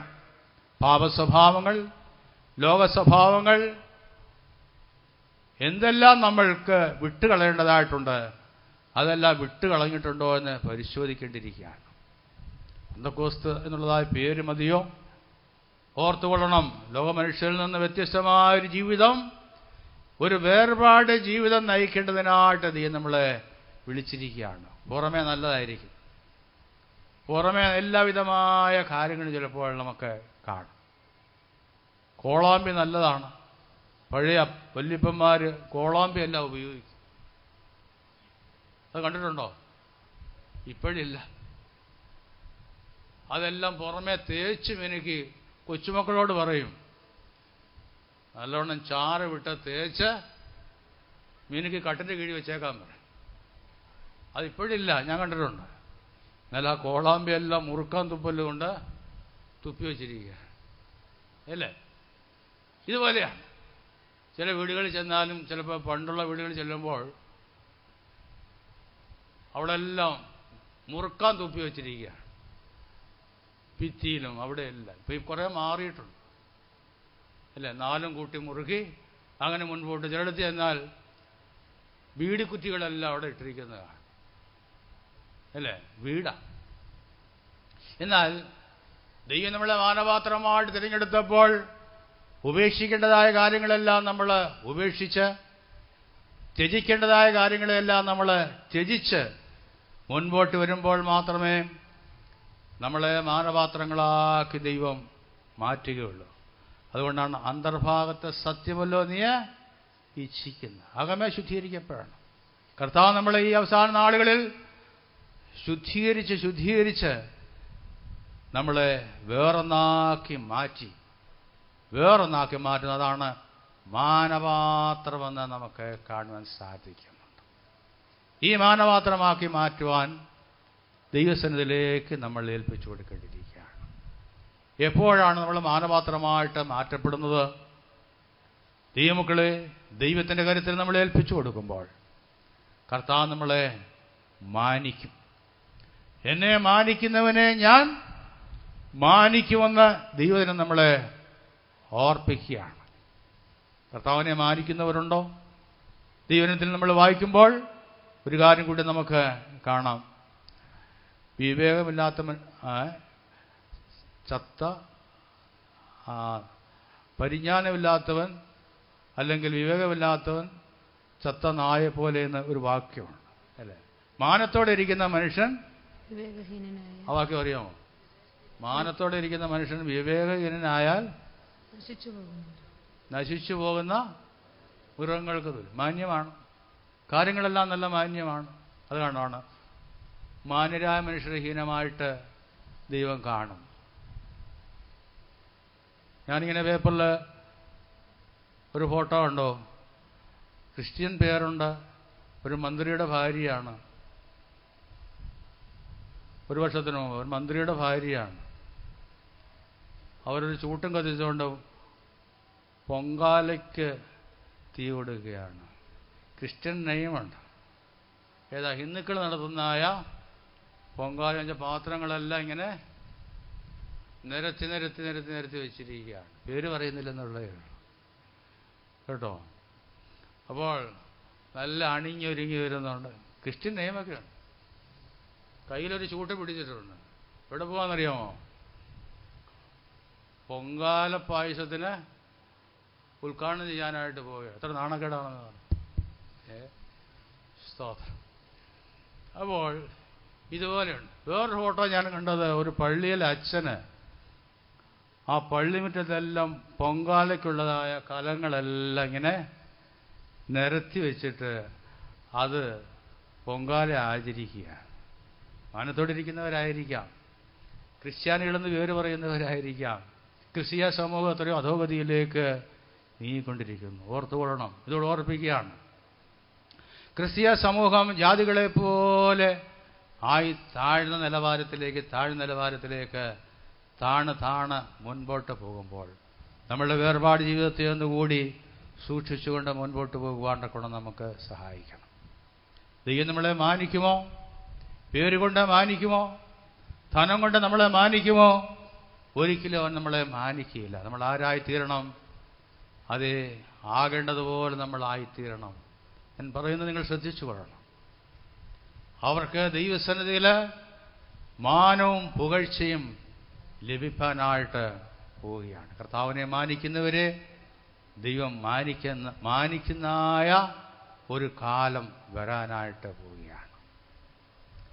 ലാവ്യ പ്രവചനത്തിൽ നമ്മൾ വായിക്കുമ്പോൾ അവൻ്റെ നാമത്തെ സ്നേഹിക്കുന്നവർ, അതുമാത്രമല്ല അവൻ്റെ നാമത്തെ ആദരിക്കുന്നവരെ ഒരു നിശ്ചയമായിട്ട് അവൻ മാറ്റുമെന്ന് അല്ലേ?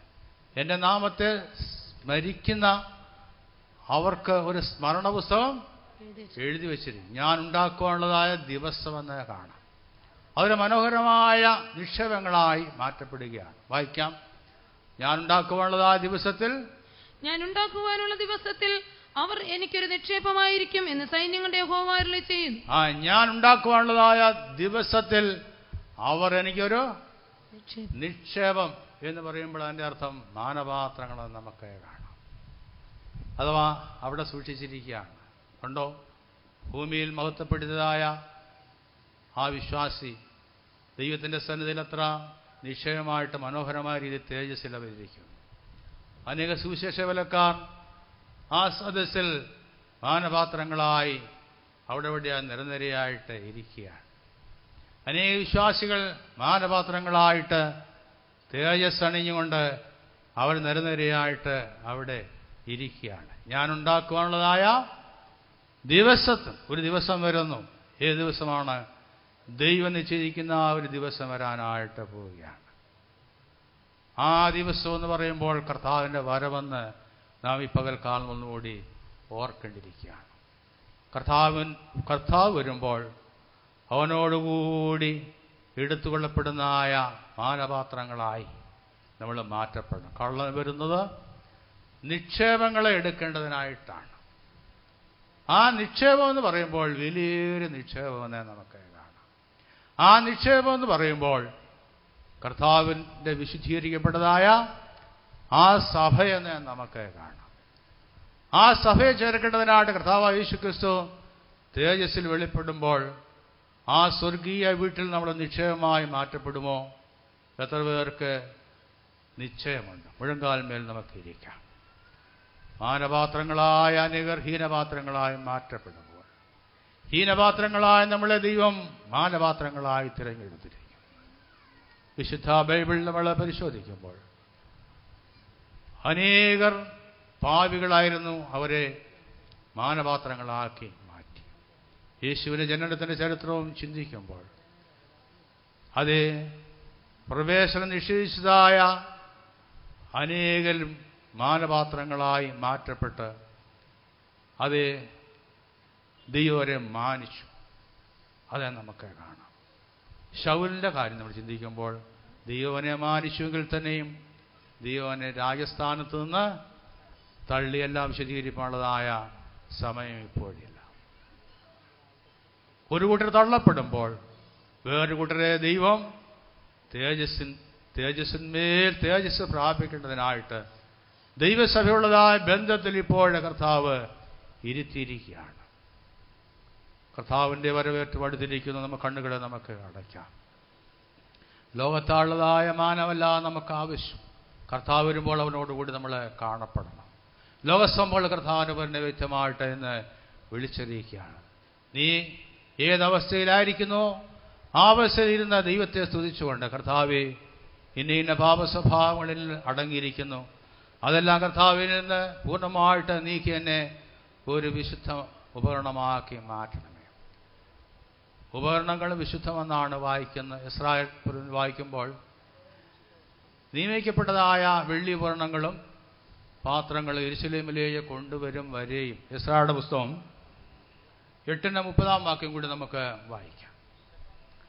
ആലയത്തിലെ ഉപകരണങ്ങളെല്ലാം ആ വഴിയാത്രയിൽ നഷ്ടപ്പെടാതെ വണ്ണം യെരൂശലേമിലേക്ക് കൊണ്ടുവരും വരെയും നീ അതിനെ എന്ത് ചെയ്യണം? ജാഗരിച്ച് കാത്തുകൊള്ളണം. വേറൊന്ന്, പുരോഹിതന്മാരും ലേവ്യരും അതിനെ ഏറ്റുവാങ്ങും വരെ. ആ വാക്യം വായിക്കാം. ഞാൻ അവരോട്, നിങ്ങൾ ദൈവത്തിന് വിശുദ്ധന്മാരാകുന്നു, ഉപകരണങ്ങളും വിശുദ്ധം തന്നെ. വെള്ളിയും പൊന്നും നിങ്ങളുടെ പിതാക്കന്മാരുടെ ദൈവമായ യഹോവയ്ക്ക് ഔദാര്യദാനമാകുന്നു. നിങ്ങൾ അവയെ യെരൂശലേമിൽ യഹോവയുടെ ആലയത്തിലെ അറകളിൽ പുരോഹിതന്മാരുടെയും ലേവ്യരുടെയും പ്രധാനികൾക്കും ഇസ്രായേലിന്റെ പിതൃഭവന പ്രഭുക്കന്മാർക്കും തൂക്കി ഏൽപ്പിക്കും വരെ ജാഗരിച്ച് കാത്തുകൊള്ളുവീൻ എന്ന് പറഞ്ഞു. ഉപകരണങ്ങളെല്ലാം യെരൂശലേമിലെത്തോളം നമ്മൾ എന്ത് ചെയ്യണം? ജാഗരിച്ച കാതോ തൂക്കി ഏൽപ്പിക്കുവോളം. അങ്ങനെയല്ലേ വായിക്കുന്നത്? തൂക്കി ഏൽപ്പിക്കുവോളം. അങ്ങനെ പുരോഹിതന്മാരും ലേവ്യരും ആ വെള്ളിയും പൊന്നും ഉപകരണങ്ങളും യെരൂശലേമിൽ തങ്ങളുടെ ദൈവത്തിന്റെ ആലയത്തിലേക്ക് കൊണ്ടുപോകേണ്ടതിന് തൂക്കപ്രകാരം ഏറ്റുവാങ്ങി. ആ തൂക്കപ്രകാരം ഏറ്റുവാങ്ങി എന്നുള്ള കാര്യം നിങ്ങളൊന്ന് വരച്ചോണം. എവിടെയാ? തൂക്കപ്രകാരം ഏറ്റുവാങ്ങണം. ചുമന്ന പേന വെച്ചോ ഏത് പേന വെച്ചോ വരച്ചോ. ചിലരുടെ ബൈബിളെല്ലാം വരച്ച് അതങ്ങ് തീർന്നു. അപ്പോൾ അങ്ങനെ വരയ്ക്കാനല്ല പറഞ്ഞാൽ ടിക്ക് ചെയ്തോണ്ട്. കാരണം തൂക്കപ്രകാരമുള്ളതായ ഉപകരണങ്ങളെ നമുക്ക് കാണാൻ സാധിക്കുന്നുണ്ട്. അതാണ് ഏറ്റുവാങ്ങുവാനായിട്ട് പോകുന്നതായ ഉപകരണം എന്ന് കാണാം. സ്വർഗരാജ്യം നമ്മളെ കൈക്കൊള്ളണം. കർത്താവ് നമ്മളെ ഏറ്റുവാങ്ങേണ്ടിയിരിക്കുകയാണ്. അതിനുവേണ്ടി എത്ര പേര് ഒരുങ്ങുന്നുണ്ട്? അല്ലാത്തതെല്ലാം റിജക്റ്റ് ചെയ്യും. ഒരു കാര്യം കൂടി എൻ്റെ ഓർമ്മയിൽ വരുന്ന ഒരു ദർശനം ഞാൻ പറയാൻ പോവുകയാണ്. സമയം പോയെങ്കിലും പറയാനായിട്ട് പോവുകയാണ്. ഒരു വലിയ സദസ്സ് ഇങ്ങനെ കൂടിയിരിക്കുകയാണ്. ഒരു വലിയ അധ്യക്ഷൻ അതിൻ്റെ മധ്യത്തിൽ ഇരിപ്പുണ്ട്. അദ്ദേഹം ഓരോ ഫയലെടുത്ത് ഇങ്ങനെ വായിക്കുന്നുണ്ട്. ഫയലെടുത്ത് വായിക്കുന്ന ഓരോരുത്തരുടെയും പേര് വായിക്കുകയാണ്. അടുത്ത് നിൽക്കുന്ന ആൾ ഓരോ ഫയൽ ഇങ്ങനെ എടുത്തു കൊടുത്തുകൊണ്ടിരിക്കുകയാണ്. അപ്പോൾ ചിലരുടെ പേര് വായിക്കുമ്പോൾ പറയുന്നു എച്ച് എന്ന് പറയും. എച്ച് എന്ന് പറഞ്ഞവരെല്ലാം തേജസ്സിലെ മുകളിലോട്ട് എടുത്തുകൊള്ളപ്പെടുകയാണ്. ചിലരുടെ പേര് വായിച്ചു അതിനുശേഷം അവസാനം വൈ എന്ന് പറയും. അവരെ ഭൂമിയിലേക്ക് ഇങ്ങനെ ഉരുണ്ടുരുണ്ട് വേറെ സ്ഥലത്തേക്ക് അങ്ങനെ പോവുകയാണ്. എച്ചും വൈയായിട്ട് ഇങ്ങനെ പോവുകയാണ്. ഞാൻ ശ്രദ്ധിച്ചുകൊണ്ടേയിരുന്നു. ഒരു കൂട്ടർ തേജസ്സിലേക്ക് എടുത്തുകൊള്ളപ്പെടുകയാണ്. ആ ഫയൽ എടുത്തു കൊടുത്ത ആടെ പേരും വായിച്ചു. അദ്ദേഹം താഴെ വീണ് ഉരുണ്ടുരുണ്ട് പോവുകയാണ്. എന്ത് സംഭവിച്ചു? ഞാൻ അയ്യോ കർത്താവേ, ഇതാണല്ലോ സംഭവം. നമ്മൾ എന്തെല്ലാം ചെയ്താലും ഏതെല്ലാം കാര്യങ്ങൾ ചെയ്താലും ദൈവത്തിൻ്റെ സന്നിധിയിൽ ഒരു രേഖയുണ്ടെന്നല്ല എപ്പോഴും ഓർക്കേണ്ടിയിരിക്കുകയാണ്. അപ്പോൾ ഒരു കൂട്ടര് തേജസ്സിലേക്ക് എടുത്തുകൊള്ളപ്പെടുമ്പോൾ വേറെ കൂട്ടര് നാശത്തിലേക്ക് ഉരുണ്ടുരുണ്ട് പോവുകയാണ്. നാമോ നാശത്തിലേക്ക് പോകുന്നവരുടെ കൂട്ടത്തിലല്ല, വിശ്വസിച്ച് ജീവരക്ഷ പ്രാപിക്കുന്നവരുടെ കൂട്ടത്തിലെന്ന് നമുക്ക് കാണാം. ചിലപ്പോൾ നിങ്ങൾ നല്ല കാര്യങ്ങളെല്ലാം ചെയ്തവരായിരിക്കാം, സഭയ്ക്ക് വേണ്ടി ജീവിച്ചവരായിരിക്കാം, ധാരാളം പണം കൊടുത്തവരായിരിക്കാം. പക്ഷേ അതുകൊണ്ട് മാത്രമായോ ഏത് ഗ്രൂപ്പിലായി തീരണം? വായിക്കുമ്പോൾ തേജസ്സിൽ എടുത്തുകൊള്ളപ്പെടുന്ന സഭയുടെ കൂട്ടത്തിലായി തീരുവാൻ നമ്മെ സഹായിക്കണം. അല്ലെങ്കിൽ ഇതെല്ലാം ലോകത്തിൽ അവസാനിക്കാൻ പോവുകയാണ്. വലിയ കാര്യങ്ങൾ ചെയ്തെന്ന് പറഞ്ഞ് നമുക്ക് പ്രശംസിപ്പാനായിട്ട് ഇല്ല. ഇതാ കർത്താവ് ഒരു സ്മരണ പുസ്തകം എഴുതി വെക്കാനായിട്ട് പോകും. അത് യഹോവഭക്തന്മാർക്കും അവൻ്റെ നാമത്തെ സ്മരിക്കുന്നവർക്ക് വേണ്ടി അവനൊരു സ്മരണ പുസ്തകം എഴുതുന്നു. അത് ഓരോന്നോരോന്നായിട്ട് വായിക്കുമ്പോൾ അവിടെ വായിക്കുന്നുണ്ട്, അവിടെ ഞാനുണ്ടാക്കുവാനുള്ള ദിവസത്തിൽ അവരെനിക്കൊരു നിശ്ചയമായിട്ട് മാറ്റപ്പെടും. സിയോനിലും യെരൂശലേമിലും നിശ്ചയമായിട്ട് മാറ്റപ്പെടേണ്ടവരാണ് കർത്താവിൻ്റെ സഭ. ഒരു കൂട്ടർ സിയോനായും ഒരു കൂട്ടർ യെരൂശലേമായിട്ടും മാറ്റപ്പെടുമ്പോൾ ദൈവത്തിൻ്റെ ജനമേ, നമ്മൾ ഏത് കൂട്ടത്തിൽ ആയിത്തീരും? നാശത്തിലേക്ക് പോകരുത്, പാതാളത്തിലേക്ക് പോകരുത്, രണ്ടാം മരണമായ തീപ്പൊയ്കയിലേക്ക് പോകരുത്. ആ കുശവന്റെ കയ്യിലെ മൺകുടം പോലെ ഭിന്നം താഴ്വയിൽ ഉടച്ചു കളയുന്നായ ഓരോ മൺകുടമായി നമ്മൾ മാറ്റപ്പെടരുത്. ദൈവമേറ്റുവാങ്ങുന്നായ വിശുദ്ധ പാത്രങ്ങളായിട്ട്, മാനപാത്രങ്ങളായിട്ട്, അതേ കരുണാപാത്രങ്ങളായി നമ്മൾ മാറ്റപ്പെട്ട് ദൈവത്തിൻ്റെ സന്നിധിയിൽ ആയിത്തീരുവാണ്ട കൊണ്ട് നമുക്കൊന്ന് സമർപ്പിച്ചു കൊടുക്കാം. എല്ലാവരും ഏൽപ്പിച്ചു കൊടുത്താട്ട് സ്തോത്രം സ്തോത്രം സ്തോത്രം സ്തോത്രം. അനുഗ്രഹ രൂപാന്തരപ്പെടുത്തിയവനായ ദൈവം നമ്മുടെ മധ്യമുണ്ട്. നീ ഏതവസ്ഥയിലായിരുന്നാലും നീ ദൈവത്തിൻ്റെ വീട്ടിലെ ഒരു ഉപകരണം മാത്രമാണ്. ഇവിടെ നിന്നെ രൂപാന്തരപ്പെടുത്തണം ദൈവം. കർത്താവിൻ്റെ സഭ ഒരു വലിയ വീടാണെന്നല്ല എപ്പോഴും ഓർക്കേണ്ടിയിരിക്കുകയാണ്. കർത്താവിൻ്റെ സഭ വിശുദ്ധീകരിക്കപ്പെട്ടതായ ഒരു ഭവനമാക്കി മാറ്റപ്പെടണം. കർത്താവിൻ്റെ സഭ ഈ നാളുകളിൽ അവസാന നാളിൽ ദൈവം വിശുദ്ധീകരിച്ചുകൊണ്ടേ ഇരിക്കുകയാണ്. ക്രിസ്തീയ തികവിലേക്ക് നമ്മൾ വരേണ്ടിയിരിക്കുകയാണ്. ഏത് മനുഷ്യനെയും ക്രിസ്തുവിൽ തികഞ്ഞവനാ നിർത്തേണ്ടതുള്ളതായ ആ സുവിശേഷമാണ് ഈ ദിവസങ്ങൾ ഞങ്ങൾ നിങ്ങളോട് അറിയിച്ചുകൊണ്ടിരിക്കുന്നതായ വേറൊരു കാര്യം. തൻ്റെ വിശുദ്ധന്മാർക്ക് വേണ്ടി കർത്താവായ യേശുക്രിസ്തു തേജസ്സിൽ വെളിപ്പെടുമ്പോൾ, തൻ്റെ നിക്ഷേപങ്ങളെ ചേർക്കേണ്ടതിനായിട്ട് കർത്താവായ യേശുക്രിസ്തു വെളിപ്പെടുമ്പോൾ, നമ്മൾ ഏത് കൂട്ടത്തിലായി തീരും ചിന്തിച്ചുകൊള്ളുക. അനേകാര്യങ്ങൾ കൈവിടപ്പെട്ടു പോകും. ഭയത്തോടെ നമുക്ക് മുൻപോട്ട് പോകാം. ഹല്ലേലൂയ. കണ്ണുകളെ നമുക്കടയ്ക്കാം. ഹല്ലേലൂയ. സ്തോത്രം. എല്ലാവരും മുഴങ്കാൽമേൽ അല്പസമയം ഇരുന്ന് കർത്താവേ, ഇതിൻ്റെ സന്നിധിയിൽ ഞാൻ ഇതുവരെ ഒന്നും ആയിട്ടില്ല. ഇതിനുള്ളതായ കുറവുകളെല്ലാം പരിഹരിക്കണമേ കർത്താവേ. ഇതിനുള്ളതായ കുറ്റങ്ങളെല്ലാം കർത്താവെ ക്ഷമിക്കണമേ. ദൈവത്തോട് നമുക്ക് ഒന്നുകൂടി നമുക്ക് പറയാം. ലോക സംഭവങ്ങൾ കർത്താവിൻ്റെ വരവിനെ വ്യക്തമായിട്ട് വിളിച്ചറിയിക്കുന്നു. ലോകഗതികൾ മാറിക്കൊണ്ടിരിക്കുകയാണ്. വ്യക്തമായി നമ്മുടെ കണ്ണിന് മുമ്പിൽ തന്നെ നമുക്ക് കാണുവാൻ സാധിക്കുന്നുണ്ട്. എന്നിട്ടും അനേകർ സുബോധമില്ലാത്തവരായിട്ട് ഇന്നും ലോകത്തിൽ ജീവിക്കുന്നതായിട്ട് നമുക്ക് കാണാം. എല്ലാം തീരാൻ പോകുന്നു. അതിനു മുമ്പായി നമ്മുടെ പ്രവൃത്തികൾ നമുക്ക് തികയ്ക്കാം. കർത്താവ് നമ്മളെ ഏൽപ്പിച്ചിരിക്കുന്നതായ ഈ വലിയ പ്രവൃത്തി പകലുള്ളിടത്തോളം ചെയ്ത് തികച്ച് ദൈവസന്നിധിയിൽ അതേ മഹിമയിൽ കാണപ്പെടുവാൻ കൊണ്ട് നമുക്ക് ഒന്നുകൂടി നമുക്ക് ഒരുങ്ങാം. കർത്താവ് വേഗം വരുന്നു. ഒന്നുകൂടി നമുക്ക് ഏൽപ്പിച്ചു കൊടുക്കുക. എല്ലാവരും കണ്ണുകളെ അടച്ച് ഒന്നുകൂടി ഏൽപ്പിച്ചു കൊടുത്ത് കർത്താവേ, കർത്താവിനാൽ മാനിക്കപ്പെട്ടതായ അനുഭവത്തിൽ ആയിത്തീരുവാൻ കർത്താവേ എന്നെ ഒന്നുകൂടി സഹായിക്കണമേ എന്ന് ഈ പകൽക്കാലം പറയുവാൻ തക്കവണ്ണം കർത്താവ് നമ്മെ ഒന്നുകൂടി സഹായിക്കുകയും ഒരുക്കുകയും ചെയ്യണം. നമുക്കൊന്ന് ഏൽപ്പിച്ചു കൊടുക്കാം. ഹല്ലേലൂയ. സ്തോത്രം, സ്തോത്രം, സ്തോത്രം, സ്തോത്രം. ഒരു നിമിഷം നമുക്കൊന്ന് ഏൽപ്പിച്ചു കൊടുത്ത് നമ്മൾ പ്രാർത്ഥിക്കുന്നുവെങ്കിൽ കർത്താവ് നമ്മളെ വേറൊന്നാക്കി മാറ്റും. അതിന് യാതൊരു സംശയമില്ല. ഹല്ലേലൂയ. സ്തോത്രം, സ്തോത്രം. എത്രയോ ആയിരങ്ങൾ നാശത്തിലേക്ക് നീങ്ങുകയാണ്. ആ നാശത്തിൽ നിന്ന് ദൈവം നമ്മളെ ഈ നാളുകളിൽ വിടുവിക്കട്ടെ. കർത്താവായ യേശുക്രിസ്തുവിന് മാത്രമേ നമ്മളെ രൂപാന്തരപ്പെടുത്തുവാൻ തക്കവണ്ണം സാധിക്കുകയുള്ളൂ. ഹല്ലേലൂയ. സ്തോത്രം, സ്തോത്രം, സ്തോത്രം, സ്തോത്രം. കർത്താവിൻ്റെ സന്നിധി നമുക്കൊന്ന് ഏൽപ്പിച്ചു കൊടുക്കാം. നമ്മുടെ എല്ലാ പ്രശ്നങ്ങൾക്കും പരിഹാരം തരുവാൻ തക്കവണ്ണം കർത്താവ് മതിയായവനാണ്. ഒരുപക്ഷെ നിങ്ങൾ വിവിധമായ ഭാരങ്ങളാൽ, മനോക്ലേശങ്ങളാൽ അല്ലെങ്കിൽ വിവിധമായ നിലകളിൽ ജീവിക്കുന്നവരായിരിക്കാം. നിങ്ങൾ ഭാരപ്പെടേണ്ട. ഒരു കാര്യം കൂടി ഓർപ്പിക്കുകയാണ്. ജാതികൾ നമ്മളെ വേർതിരിച്ചിരിക്കുകയാണ്. അതുകൂടി ഓർപ്പിക്കുകയാണ്.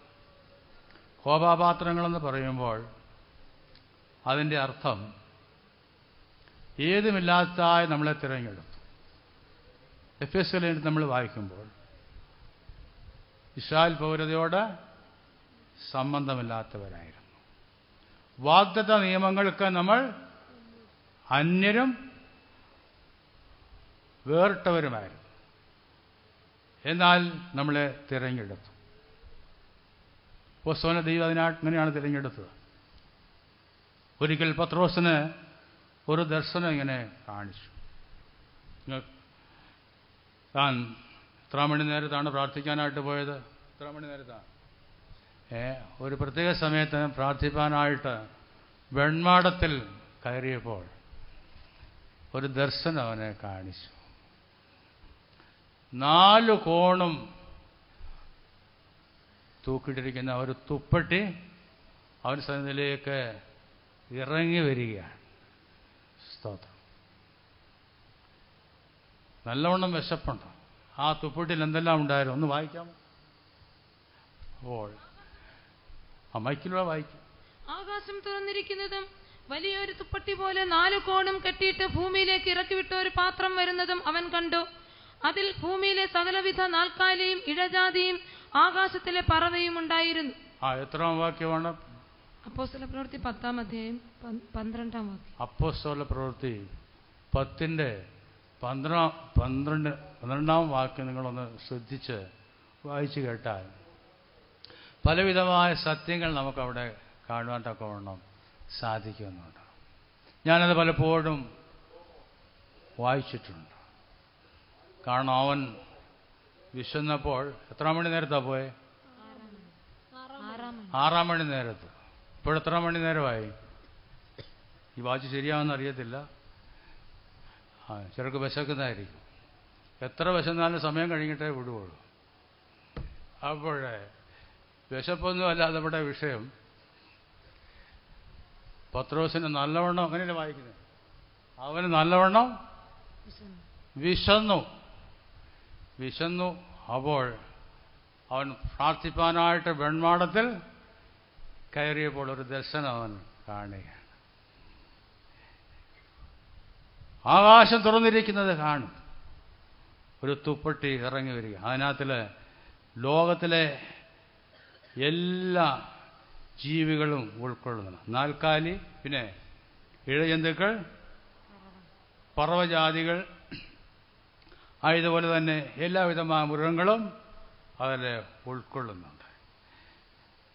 ഉയരത്തിനൊരു ശബ്ദം കേൾക്കുന്നു, പത്രോസേ എഴുന്നേറ്റ് അറുത്ത് തിന്നുക എന്ന് പറയുന്നു. യഹൂദന്റെ പ്രമാണപ്രകാരം, ചില പ്രമാണപ്രകാരം മാത്രമേ അവർ ചില ഭക്ഷണങ്ങൾ കഴിക്കാറുള്ളൂ. ഏതൊക്കെ കഴിക്കാറുള്ളത്? കുളമ്പ് പിളർന്നിരിക്കുന്നതിനെ മാത്രമേ കഴിക്കാവൂ. പിന്നെ ചെതുമ്പലും ചിറകും ചെതുമ്പലും ഉള്ളതിന് മാത്രമേ ഭക്ഷിക്കാവൂ. ഇങ്ങനെ ചില പ്രമാണങ്ങൾ കൊടുത്തിരിക്കുന്നതായിട്ട് നമുക്ക് കാണാം. എന്നാൽ ഇതിനെല്ലാം വിരുദ്ധമായ രീതിയിൽ എല്ലാവിധമായ കാര്യങ്ങൾ ഉൾക്കൊണ്ടതായൊരു പാത്രം ഇറങ്ങി വരുന്നതായിട്ട് നമുക്ക് കാണാം. പത്രോസ് എഴുന്നേറ്റ് അതിനെ അറുത്ത് തിന്നുക എന്ന് പറയുമ്പോൾ വേറെ ശബ്ദം, അവൻ പറയുന്നു, അത് അശുദ്ധമായതൊന്നും ഞാൻ ഇതുവരെയും ഭക്ഷിച്ചിട്ടില്ല. വീണ്ടും കർത്താവ് പറയുന്നു, ദൈവം വിശുദ്ധീകരിച്ചതിനെ നീ അശുദ്ധമെന്ന് പറയരുതെന്നാണ്. ശ്രദ്ധിച്ചു, അങ്ങനെയല്ല വായിക്കുന്നത്. ദൈവം വിശുദ്ധീകരിച്ചതിനെ നീ അശുദ്ധമെന്ന് പറയരുത്. ഇതാണ് വിശുദ്ധീകരിക്കപ്പെട്ട പാത്രം. സകല ജാതികളെയും കർത്താവ് വിശുദ്ധീകരിച്ച ദൈവസഭയുള്ളതായ ബന്ധത്തിലേക്ക് ദൈവം ഇപ്പോൾ കൊണ്ടുവന്നിരിക്കുകയാണ്. സകല ജാതി മതസ്ഥർക്ക് വേണ്ടിയുള്ളതായ സുവിശേഷമാണ് ലോകത്തിൽ ഇപ്പോൾ അറിയിച്ചുകൊണ്ടിരിക്കുന്നത്. അതോ ജാതികൾ ക്രിസ്തുവിൽ ഏക ശരീരസ്ഥരും വാഗ്ദത്തത്തിന്റെ നിയമങ്ങൾക്ക് പങ്കാളികളായി തീരണമെന്നുള്ളതായ ആ ദൈവത്തിന്റെ വചനപ്രകാരം സകല ജാതി മതസ്ഥരോടും ഈ സുവിശേഷം കർത്താവ് അറിയിച്ചുകൊണ്ടിരിക്കുന്നതായിട്ട് നമുക്ക് കാണാം. നാം ജാതികളിൽ നിന്ന് ഈ കരുണാപാത്രങ്ങളായി തിരഞ്ഞെടുക്കപ്പെട്ടവരാണ്. യഹൂദന് ചില പ്രമാണങ്ങൾ കൊടുത്തു. തേജസ്സും വാഗ്ദത്തങ്ങളും എല്ലാം ആർക്കുള്ളതായിരുന്നു? യഹൂദനുള്ളതായിരുന്നു. എന്നാൽ ഇപ്പോൾ ജാതികളുടെ രക്ഷയാണ് ദൈവം ഇപ്പോൾ നോക്കുന്നത്. ഈ ജാതികളുടെ കാലം തീരാറായിരിക്കും. ജാതികളുടെ രക്ഷാകാലം തീരാറായിരിക്കുന്നു. അതാ സമയങ്ങളിൽ നമ്മൾ വിവിധമായ സദസ്സുകളിൽ നമ്മൾ കേൾക്കുന്നതായ വിഷയം കൂടിയാണ്. ജാതികളുടെ പൂർണ്ണസംഖ്യ ചേരുവോളം ഇസ്രായേലിന് അംശമായി കാഠിന്യം സംഭവിച്ചിരിക്കുന്നു. ഇതെല്ലാം ഒരു അവസാന കാലത്തെ വെളിപ്പെടുത്തുകയാണ്. ജാതികളുടെ പൂർണ്ണസംഖ്യ ചേരുവോളം ഇനിയും ചിലരെല്ലാം രക്ഷിക്കപ്പെടുവാനായിട്ടുണ്ട്. ഇനിയും ചിലരെല്ലാം ദൈവത്തിൻ്റെ വിശുദ്ധ പാത്രങ്ങളായി മാറ്റപ്പെടേണ്ടവരായിട്ടുണ്ട്. ആ കാലഘട്ടം തീരുമ്പോൾ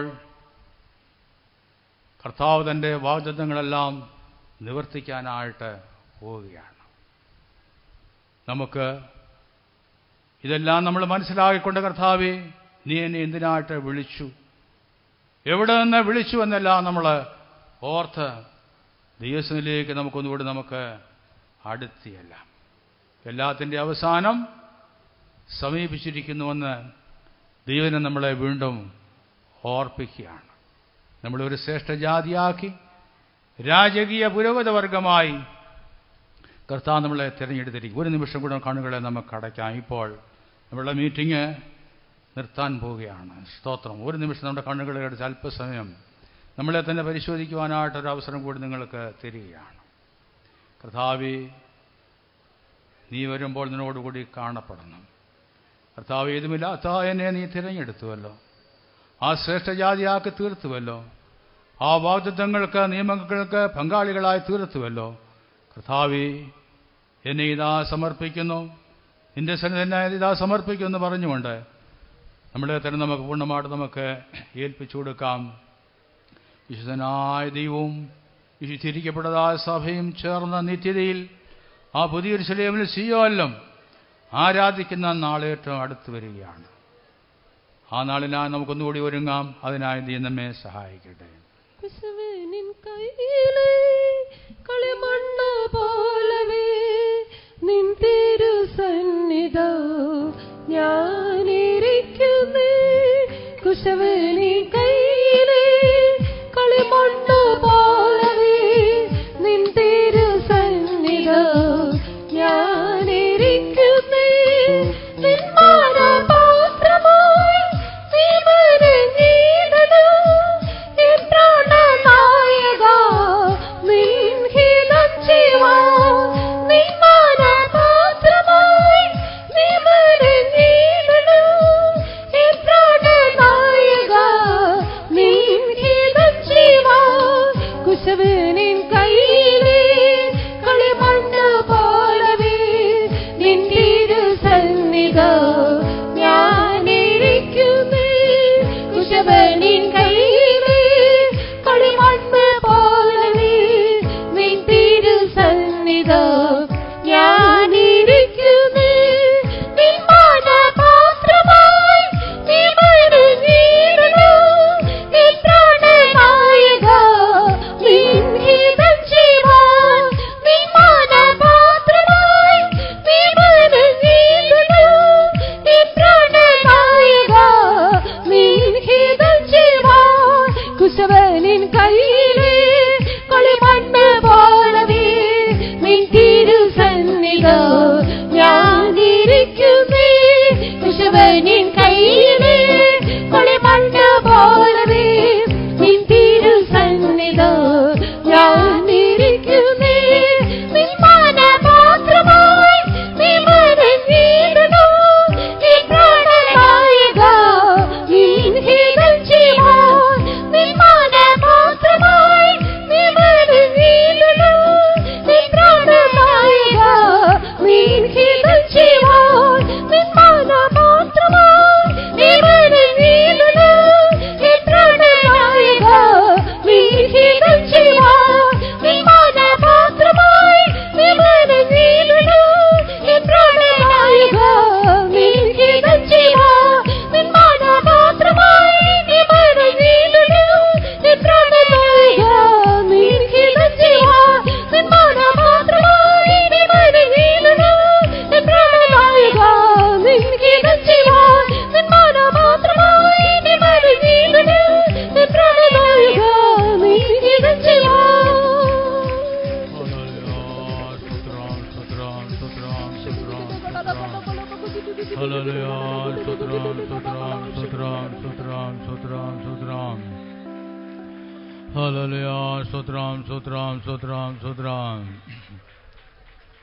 ഇവിടെ കർത്താവിന് നമുക്ക് സ്തോത്രം ചെയ്യാം. സ്തോത്രം. കർത്താവിൻ്റെ സന്നിധിയിലുള്ളതായ കരുണാപാത്രങ്ങളായി, വിശുദ്ധപാത്രങ്ങളായി, മാനപാത്രങ്ങളായി നീ നമ്മളെ അവസാന നാളുകൾ രൂപാന്തരപ്പെടുത്തണം. അതിനാൽ നമുക്ക് ഇവിടെ നമുക്ക് സ്തോത്രം ചെയ്യാം. സുദ്രാം ദൈവാലയത്തിലെ വിശുദ്ധ നിക്ഷേപങ്ങളാക്കി കർത്താവ് നമ്മളെ തീർക്കണമെന്നാൽ വീണ്ടും സ്തോത്രം ചെയ്യാം. സുദ്രാം ആ വിശുദ്ധ പൂർണ്ണങ്ങളാക്കി ദൈവം നമ്മളെ മാറ്റണമെന്നായിട്ട് കൊണ്ട് സ്തോത്രം ചെയ്യാം. നമ്മൾ നാശത്തിലേക്ക് പോകരുത്. ഉടച്ചു കളയുന്നായ മൺപാത്രം പോലെ നമ്മൾ ആയിത്തീരരുത്. ദൈവസന്നിധിയിൽ ആരും നഷ്ടപ്പെടുവാനിടയാകരുത്. കർത്താവിൻ്റെ കയ്യിൽ ഇരുന്നു കൊണ്ട് ദൈവത്തെ മഹത്വപ്പെടുത്തിക്കൊണ്ട് സ്തുതിയും മഹത്വമെല്ലാം കർത്താവിന് കൊടുത്തുകൊണ്ട് മുൻപോട്ട് പോകുവാൻ ദൈവം എല്ലാവരെയും സഹായിക്കണമെന്നാ നമുക്ക് വീണ്ടും സ്തോത്രം ചെയ്യാം. സ്തോത്രം. ഈ അത്യന്താശക്തി അവൻ നമുക്ക് മൺകുടാരങ്ങളിൽ പകർന്നിരിക്കുകയാണ്. ഈ മൺശരീരത്തിലിരുന്നു കൊണ്ട് ദൈവത്തെ സ്തുതിച്ച് നമ്മൾ മുൻപോട്ട് പോകുന്നുവെങ്കിൽ തേജസ്സുള്ളതായ ശരീരം കർത്താവ് നമുക്ക് തരും. അതിനായി ദൈവം നമ്മെ ഒരുക്കണമെന്നാ നമുക്ക് വീണ്ടും സ്തോത്രം ചെയ്യാം. സ്തോത്രം. അവരുടെ പുനാളിനായി കർത്താവ് നമ്മളെല്ലാവരെയും ഒന്നുകൂടി ഒരുക്കണമെന്നാടുകൊണ്ട് സ്തോത്രം ചെയ്യാം. ജീവനുള്ള പ്രത്യാശയ്ക്കായി നമുക്ക് കൊണ്ട് സ്തോത്രം ചെയ്യാം. പകൽക്കാലം ആരാധനയ്ക്കാ കൊണ്ടുവന്ന എല്ലാ മക്കൾക്കായി സ്തോത്രം ചെയ്യാം. തുടർന്നും കർത്താവ് എല്ലാവരെയും അനുഗ്രഹിക്കേണ്ടതിനായി സ്തോത്രം ചെയ്യാം. പിതാവാദീയത്തിന് സ്തോത്രം ചെയ്യാം. കരുണായേശ്വരന് സ്തോത്രം ചെയ്യാം. വിശുദ്ധാത്മാദീയത്തിന് സ്തോത്രം ചെയ്യാം. പ്രാർത്ഥിക്കാം.